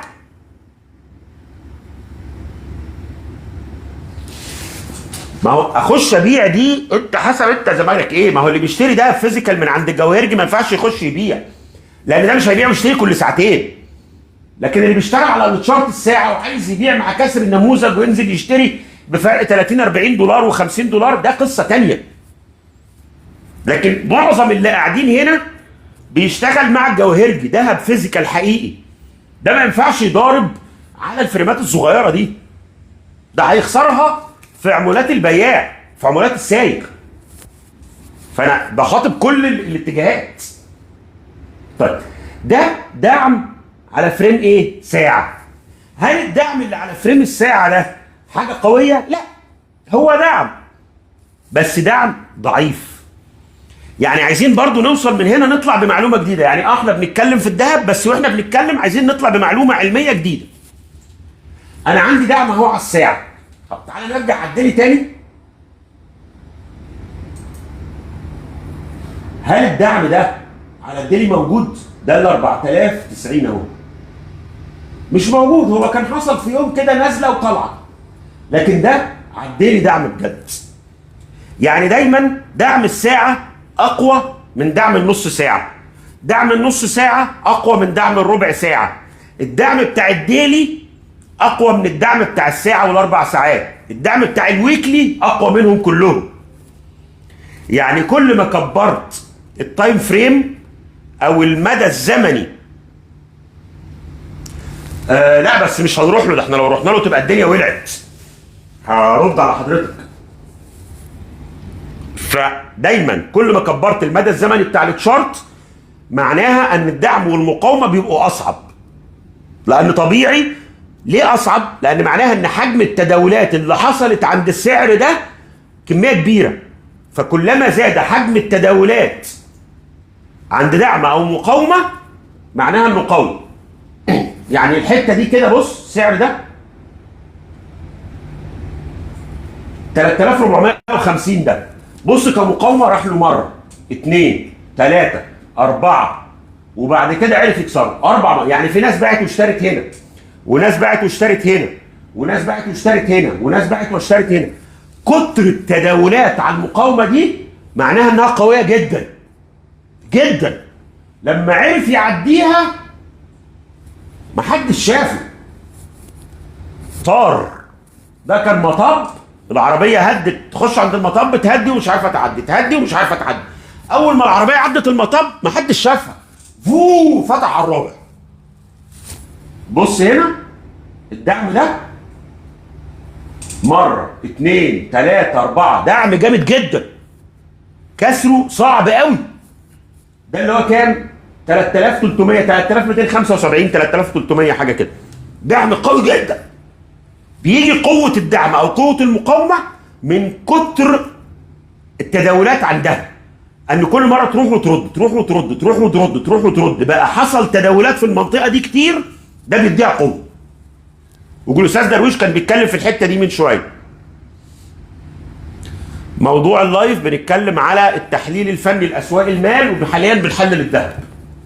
طيب اذا باختصار كده موضوع الذهب دلوقتي ايه؟ الذهب في اتجاه صاعد. الذهب عمل كوركشن. امبارح لما كنا بنتكلم كنا بنقول ايه؟ الذهب بيشتغل شغال بقاله يومين بين ال 4380 وال 4180. وقلت يا جماعه وارد نكسر 4180 ونروح عند 4000 3950. لازم يحصل. مفيش حاجه اسمها لازم في سوق المال بس ممكن يحصل ممكن يحصل. طب اشتري دلوقتي؟ قلت للجميع لا انا ما ينفعش اشتري دلوقتي لازم ننتظر نقطه دخول امنه. نقطه الدخول امنه يا تحت يا فوق لكن اكيد مش في الحته اللي كنا عندها امبارح. احنا امبارح كنا هنا ما بين ال 4200 وال 4380 او 4180 و 4380. اشتري هنا لا. يا اما الاسعار تكسر 4380 وفي الحاله دي اخش اشتري يا اما تنزل تحت ولما تنزل هشوف الاسعار تقف فين وتبدا الارتداد وفي الحاله دي هشتري. هي الاسعار نازله دلوقتي. انا بقول ان في دعم عند ال 3950 4000 لكن ولا انا ولا اي حد غير ربنا سبحانه وتعالى اللي يعرف احنا هنروح للرقم ده ولا لا. احنا هنرتد منه ولا هننزل تحتيه محدش يعرف. ده سوق فيه بياع ومشتري. مش يمكن روسيا تضرب قنبله نوويه بالليل الدنيا تبوظ تلاقي الذهب ده ب 10000 جنيه الصبح 10000 دولار قصدي الصبح. انا بشتري فين؟ انا بستنى اتفرج على مناطق امنه اشتري عندها. المناطق الامنه امبارح كانت يا فوق ال 3400 ل 4380 يا تحت لما الاسعار تقف وتبدا الارتداد. ما بحطش رقم قدامي وهقول اشتري عندي. لا انا طريقه شغلي هو رد فعل على السوق. ما بحاولش امشي قدام السوق. انا ماشي وراه بشوفه بيعمل ايه واقلده. ممكن مش هكسب كل حاجه بس هقدر اخد جزء كويس من المكسب وابقى مرتضي. والقناعه في اسواق المال هتكسبك كويس جدا. الطمع في سوق المال هيخسرك راس مالك. والله بكلمكم خايف عليكم. الطمع في سوق المال هيخسرك راس مالك. والقناعه هتكسبك كويس جدا جدا. لان القناعه ان انت بترتضي بمكسب قليل المخاطر. مكسب على مكسب على مكسب هيكتر. لكن الطمع هتجيلك خبطه تطير الفلوس. فاوعى تخاطر بمخاطرات عاليه. وعليكم السلام ورحمه الله وبركاته. يبقى انا دلوقتي في الذهب بعد ما كسر تحت ال 180 انا منتظر اشوف وقفه ارتداد نبتدي نقول يلا بينا نبني مراكز. دايما قلنا الشراء على مراحل. ما تخشش بفلوسك كلها مره واحده عشان لو حصل اي موقف لما بيبقى معايا سيوله بعرف اهندل السوق واتعامل معاه. لو فلوسك كلها جوه السوق مش هتعرف تعمل حاجه. اداره المال واداره استثمارك اهم كتير من التحليل. انا النهارده ما اقدرش اقول لك هو هينزل عند النقطه الفلانيه وهيطلع ويروح الحته الفلانيه ومش عارف ده، لا. انا بتفرج شوف ايه اللي هيحصل ابتدي اتعامل معاه. وبتعامل بحرص بحرص بحرص ارجوكم. بس لو حد عنده سؤال تاني في اللي احنا بنتكلم فيه يقول لي وانا معاك اهو.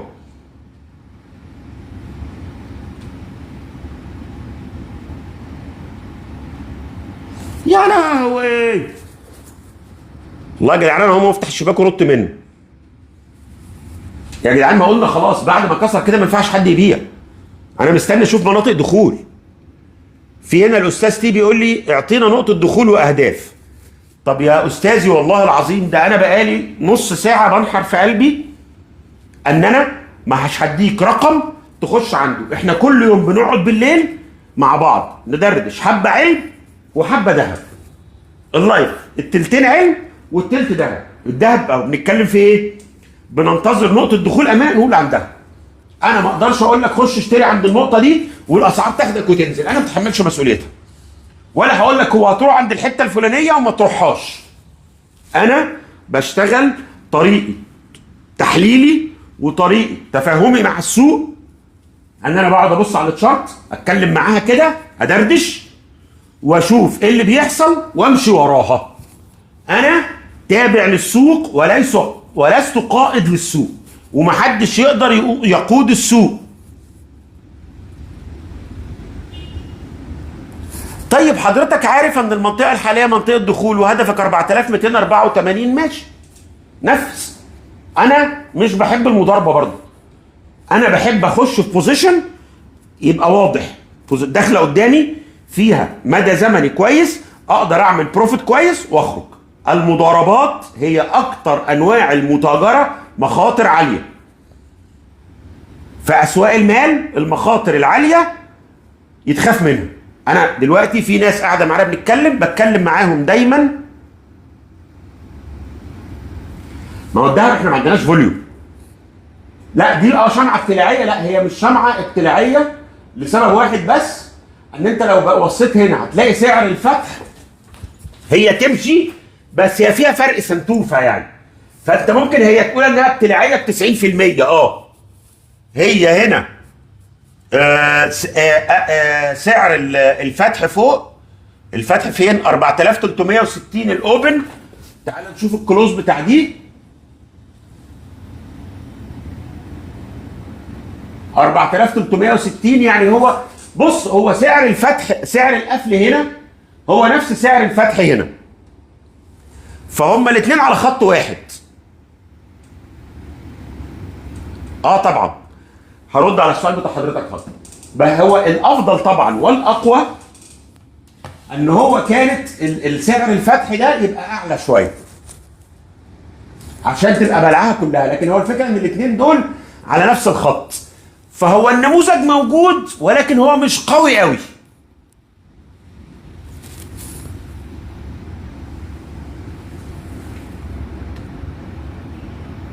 تمام؟ النموذج موجود ولكنه ليس بالقوة.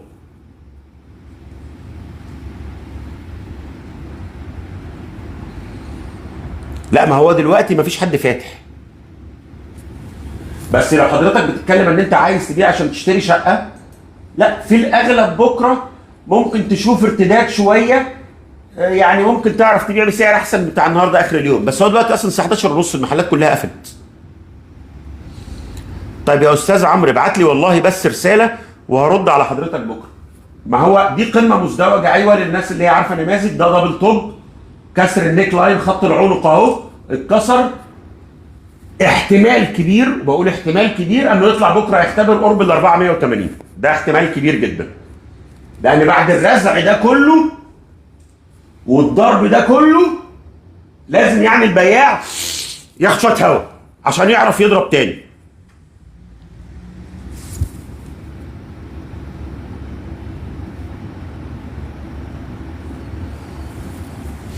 هي المشكله ان ممكن التوصيات يبقى فيها حد اخطاء. انا نفسي ما بحبش ادي توصيات. انا بحاول نتناقش مع بعض ونقول ايه اللي شايفينه وممكن نتعامل بيه ازاي.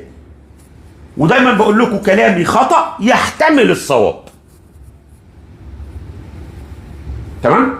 فممكن بكره تقدر حضرتك تبيع بسعر احسن شويه.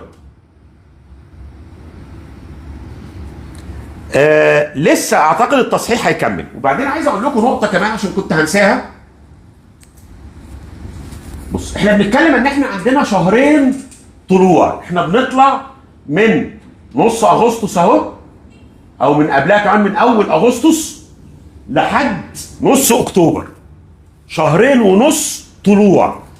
هل متخيلين بالعقل كده ان التصحيح يبقى يومين او 3؟ حاضر يا استاذ اسيل. وللتاكيد برضو ابعتي لي رساله على رسائل الصفحه عشان ما انساش، بس ان شاء الله مش هنساها، بس ابعتي لي برضو للتاكيد والله، عشان ساعات بنسى في دوشه الشغل. بس فهو دلوقتي لما يطلع كل ده في شهرين يعمل 30% في شهرين، هل متخيلين يا جماعه ان التصحيح يبقى يومين او 3 ايام حتى؟ اكيد لا. احنا بنتكلم بالعقل والمنطق. يا عم هتلحق، ده شهر 11 كمان اسبوع، هتلحق تشتري ان شاء الله. فاكيد ايوه يا استاذ، انا رديت عليك اهو، ان شاء الله هتلحق.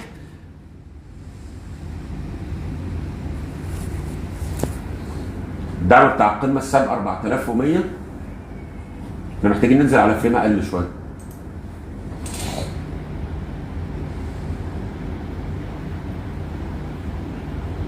اللي هو ده.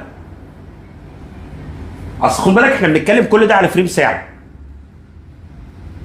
ان شاء الله في طلوع تاني يا استاذي بتاع المصريه للدواجن والحاجات دي. ابعت لي والله على رساله وهرد عليك.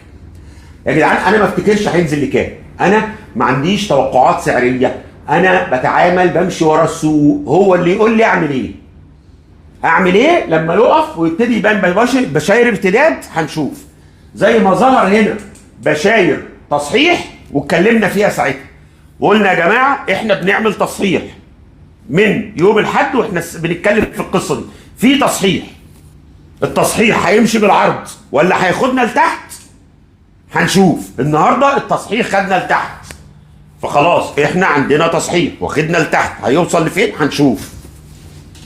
ولكن في الاخر انا في اتجاه صاعد. عايزكم تحطوا في دماغكم حاجه مهمه جدا. تصحيح لحركه صعود شهرين مش هيخلص في يومين ولا في 3. عمره ما هيخلص في يومين ولا في 3 بالمنطق والعقل كده. فمحدش يستعجل وياخد قرارات عنتريه عشوائيه ويتسرع.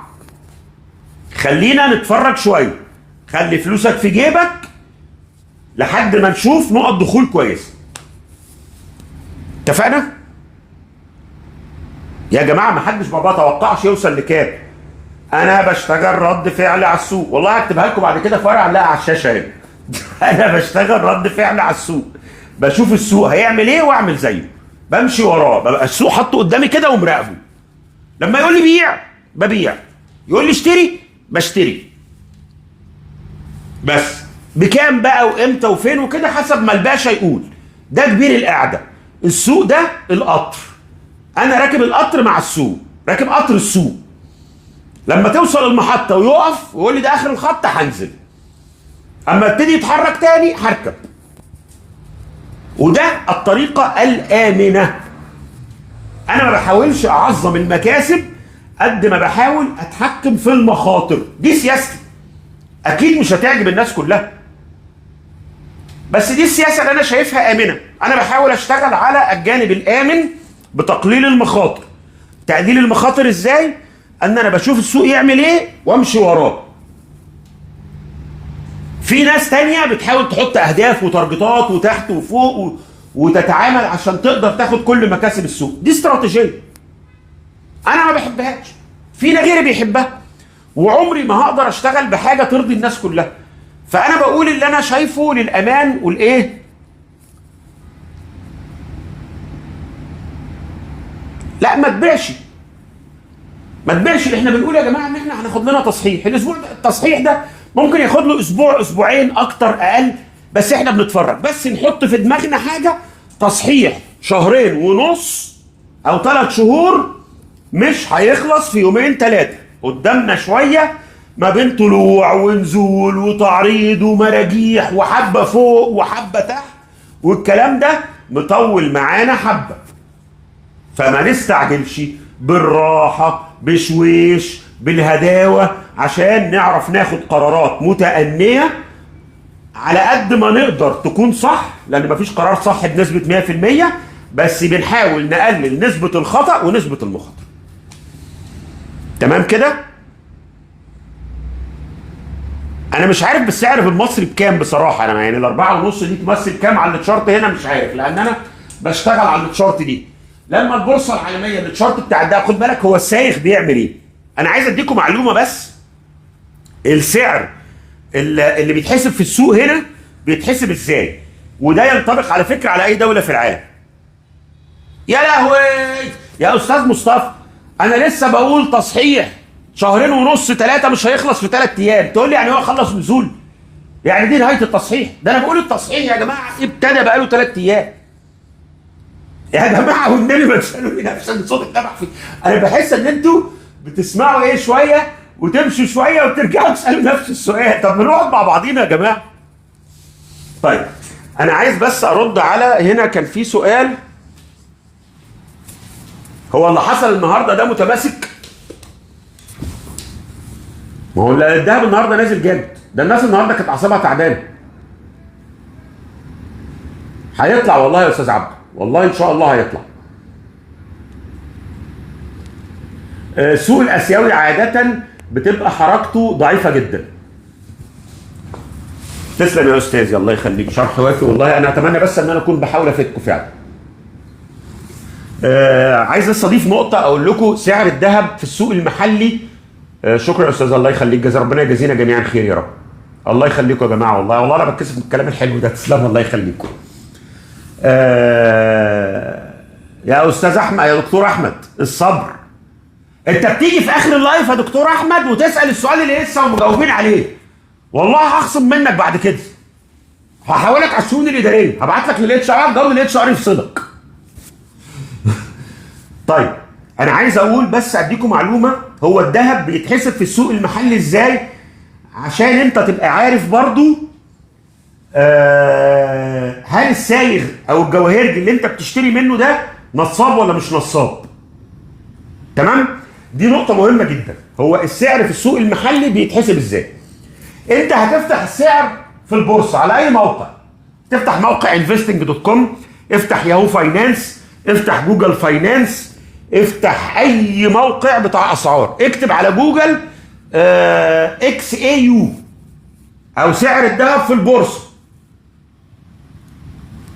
تمام؟ ماشي يا استاذ درويش، تعالى نوديك مارينا، بس خد بالك مارينا بقت موضه قديمه يا عم، دلوقتي في مراسي، تعالى نوديك مراسي بقى، انزل مصر بس واحنا نوديك مراسي، ده الجديد بقى. مارينا خلاص بقت بتاعت الغلابه دلوقتي. طيب سعر الذهب بيتحسب في البورصه ازاي؟ انا بشوف السعر في البورصه العالميه دلوقتي كام.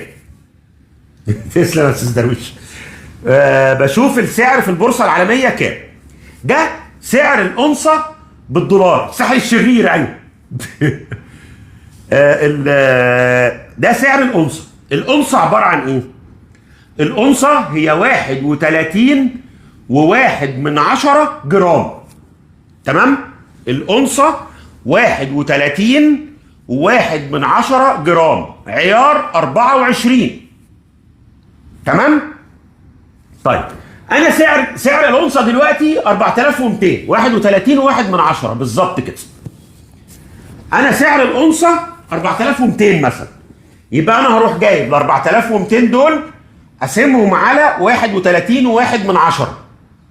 لما اقسمها على 31.1 جبت سعر الجرام عيار 24. صح كده؟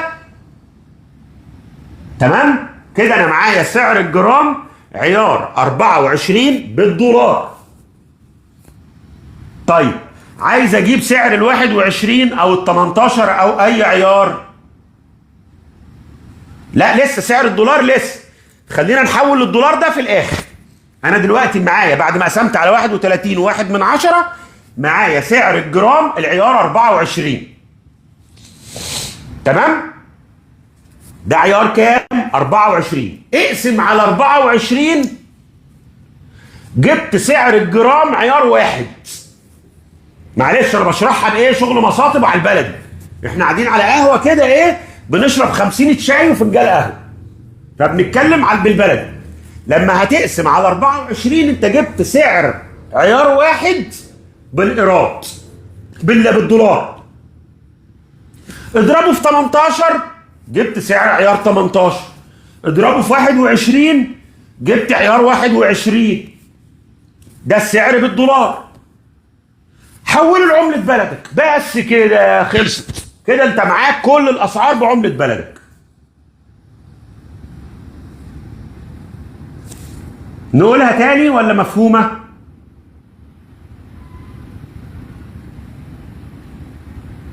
ما انا بقول لك ليه بقى؟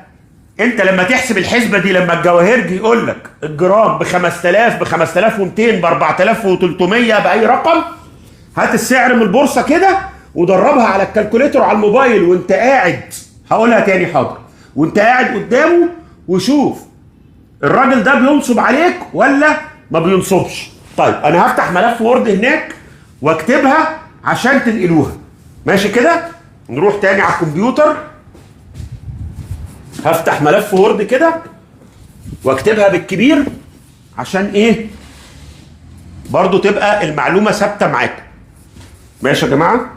اهو هكتبها اهو. نفتح كده الوورد.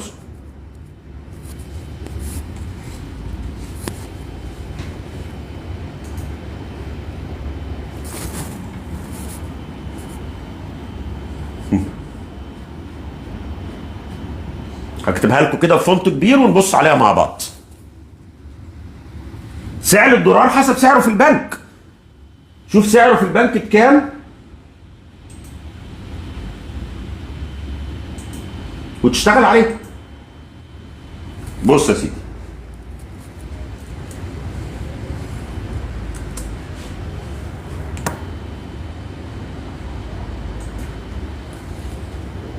سعر الأونصة ده كده صغير. نكبر الفونت شوية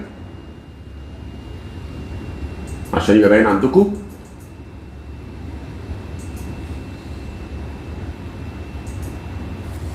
في البورصة. تمام؟ هتقسم على 31.1.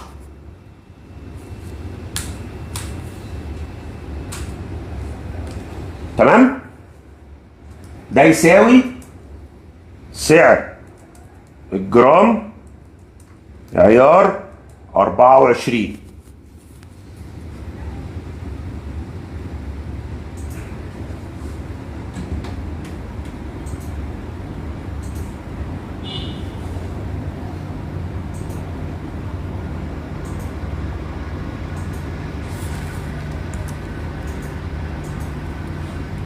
كده بالتالي واضح للكل؟ الكتابة واضحة؟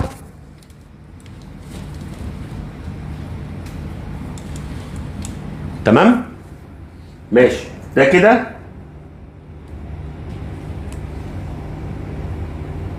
سعر الجرام عيار 24 بالدولار.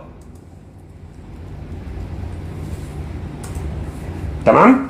طيب هناخد سعر الجرام عيار 24 نقسمه على 24. ده يساوي ايه؟ سعر الجرام عيار 1. ماشي؟ واضح الكلام؟ حلو قوي. نعمل ايه بقى؟ سعر الجرام عيار 1 في 18 مثلا، يبقى ده سعر الجرام عيار 18. طيب لو ضربت فيه 21، هو فين هنا يساوي؟ ده يساوي سعر الجرام عيار 21. تمام؟ الاسعار دي طبعا كلها ايه؟ نكتب هنا جنبها كده بالدولار عشان محدش يتلخبط. بالدولار. بالدولار. بالدولار. تمام؟ طيب تحويل السعر للعملة المحلية يساوي سعر الجرام بعملتك. بس كده. طبعا هو بيزيد بقى عليها الضرايب، الدمغه، مش عارف ايه كده. اول معادله سعر الأونصة في البورصه العالميه. الأونصة عباره عن 31.1 جرام.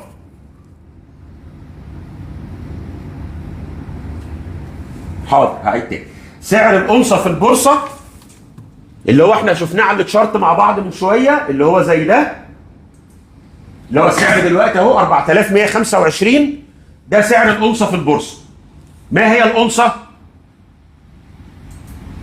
الأونصة هي 31.1 جرام. يبقى انا هقسم على 31.1 يطلع لي سعر الجرام عيار 24. ده السعر بايه؟ بالدولار. طيب السعر اللي طلع لي ده اقسمه على 24، يبقى انا معايا سعر الجرام عيار 1 بالدولار. عايز عيار 18 اضرب في 18، عايز عيار 21 اضرب في 21. بلدك فيها عيارات تانية اضرب في الرقم ده. يعني في اوروبا عيار 12 وعيار 9 وعيار 14. الجماعه اللي معانا من اوروبا هنا زي الدكتور احمد هيلاقي العيارات دي اللي انا بتكلم عليها. فانت في الاخر بتضرب في الرقم بتاع العيار اللي انت عايزه، هيطلع لك بقى سعر الجرام عيار 18 عيار 21 عيار 15 حسب الرقم اللي ضربت فيه هنا. ده عباره عن ايه؟ سعر الجرام عيار كذا بالدولار. هتحول الكلام ده لسعر عملتك. يعني احنا النهارده بالجنيه هناخد السعر ده نضربه في 48 تقريبا او 48 وحاجه اللي هو سعر الدولار. لو انت في السعوديه هتضربه في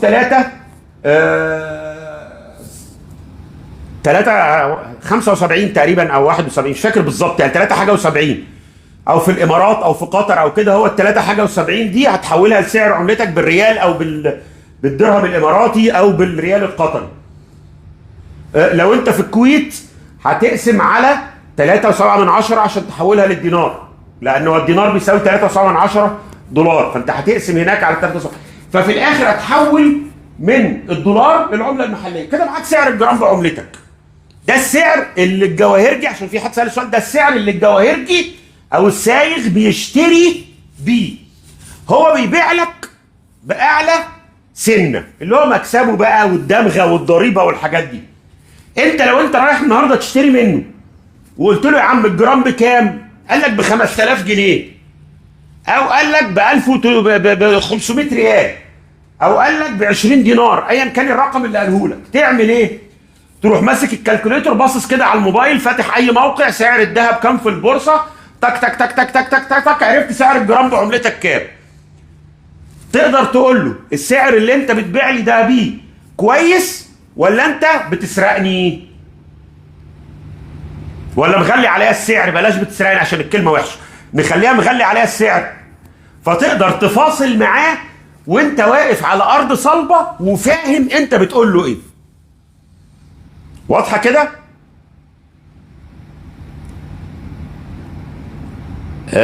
ماشي الموضوع دوت، يعني اعمل لكم فيديو ليه. حاضر. انا ممكن اقص الحته دي من اللايف بكره وانزلها تبقى معانا. تمام كده؟ هعمل مونتاج للحته دي من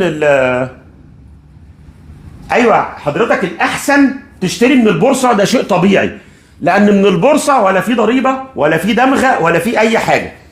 ولكن المشكله ان في ناس مش بتعرف توصل للبورصه تشتري منها، فبيروحوا يشتروا من عند السايغ، وعايز ياخد الذهب يحطه في البيت وقت ما يبيعه يقدر يبيعه. فدي برضو الناس دي برضو زمايلنا وحبايبنا ولازم نفهمها تتعامل ازاي. فاحنا بنشرح للناس كلها، عايز تشتري بالبورصه خلاص انت بتشتري بالسعر ده وعارف راسك من رجليك وعارف اولها واخرها بالبلد يعني، او السعر اهو قدامي بشتري وابيع عليه. لكن لو انت مالكش اكسس على الكلام ده ومش عارف توصل له وعايز تشتري من عند السائق، دي الطريقه اللي تروح تشتري بيها من عند السائق. تمام كده؟ لا والله مش عارف الضريبه والدمغه حوالي كام بصراحه. انا من ساعه ما الذهب بقى بالاسعار اللي هنا بديله دي ما اشتريتش ذهب. فمش عارف دلوقتي الحاجات دي بقت بكام والله. اسم المنصه اهو هكتبه لكم حاضر. اللي انا كنت فاتح عليها الاسعار دي ده موقع investing.com. تمام؟ كبروا كده اهو عشان كله يشوفه برضو.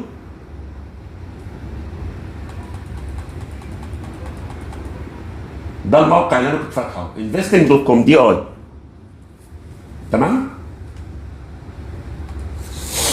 دي هتلاقي عليها اسعار كل حاجه. الرمز بتاع الذهب عشان لما تيجي تعمل سيرش XAU ده الذهب.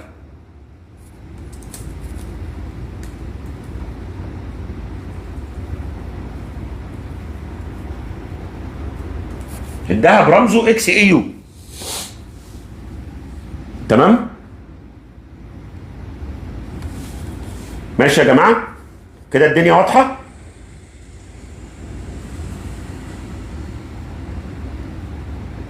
لا لا ده كلام فارغ، مفيش حاجه اسمها تجار الجمله دي حاجه.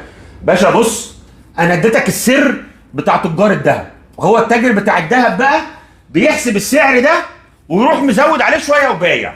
انت لازم تبقى عارف الشويه اللي هو بيحطهم دول قد ايه عشان تعرف تفاصله. هو طبيعي هيبقى اعلى من السعر ده بشويه، بس ما يبقاش السعر 5000 ويجي يقول لي هبيع لك ب 5500. يا باشا ماشي، يحط لك 50 جنيه 100 جنيه ايا كان، بس الفكره واسال عند كذا حد. خش عند محل وقول له يا عم الجرام عندك بكام واحسب وشوفه مزود قد ايه، وخش عند المحل اللي جنبه وقول له الجرام عندك بكام وشوفه مزود قد ايه، وابتدي اشتري بافضل سعر. ولما تفاصل تبقى عارف انت بتفاصل. الذهب ما فيهوش سوق سودا. السوق السودا ايام ما كان فيه دولار سوق سودا ب 70 جنيه، وده الحمد لله مش موجود دلوقتي. الدولار موجود بسعر البنك، بنشتغل على سعر الدولار في البنك. اللي يقول لك اصل الدولار فيه سوق سودا في مصر النهارده قول له انت كذاب. سعر الدولار تجيبه منين؟ يا عم افتح جوجل اهو كده،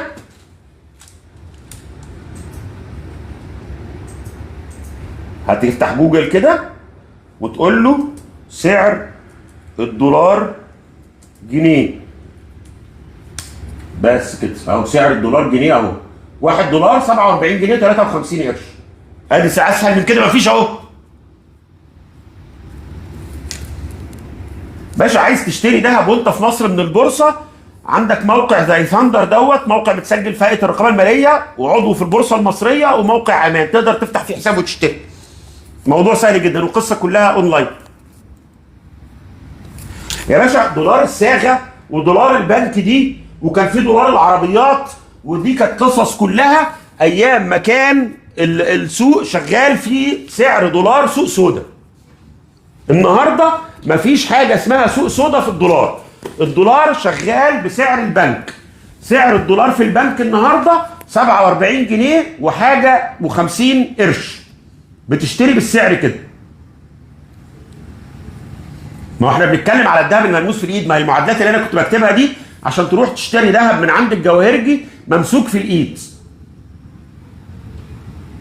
لا يا باشا ده شغل نصب.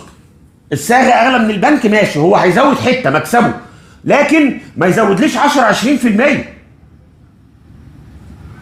يحط مكسب معقول. ما هو انا مش هقول له ما تكسبش، بس نكسب بالعقل، مش نكسب بالسرقه ونشفط دم الناس. تمام؟ الساعه 12 بقى نروح ننام ونيجي بكره. ماشي، لو دولار الساعه جاب 48 جنيه و15 قرش، يعني هو مزود تقريبا نسبه بسيطه منطقيه ممكن. بس ما يقوليش حاضر يا استاذ ساره حاضر، ما يقوليش ان الدولار ب 50 جنيه، ده كده افتراء. تمام؟ يا استاذه ساره والله العظيم انا قلت كذا مره يا جماعه، تصحيح 3 شهور مش هيخلص في يومين 3، نستنى على الشراء شويه.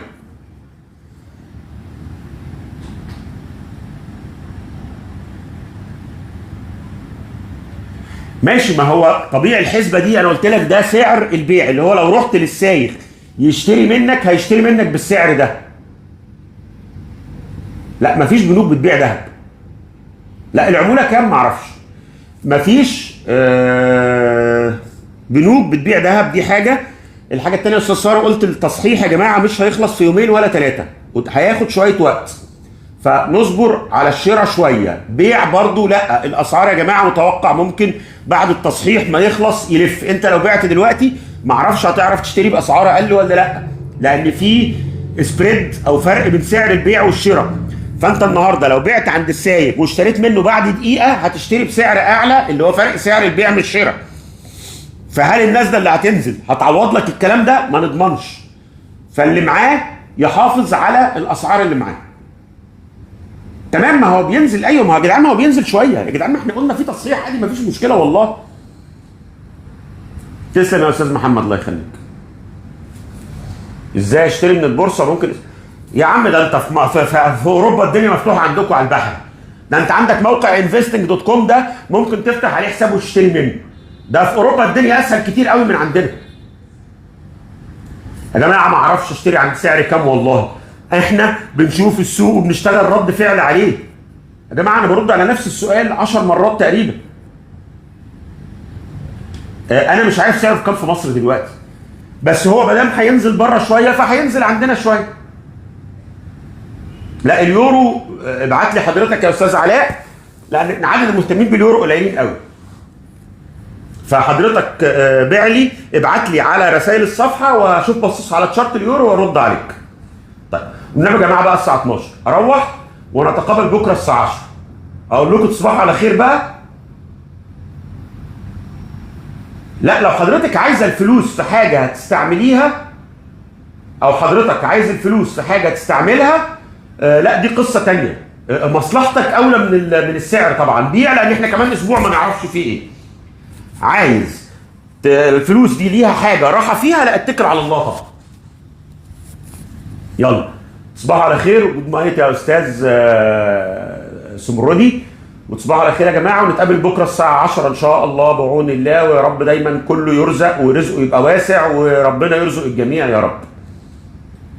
ما هي القناه دي يا جماعه قهوه بلدنا اهي، احنا فاتحينها اهي. يلا تصبحوا على خير ونشوفكم بكره ان شاء الله. يلا سلام عليكم.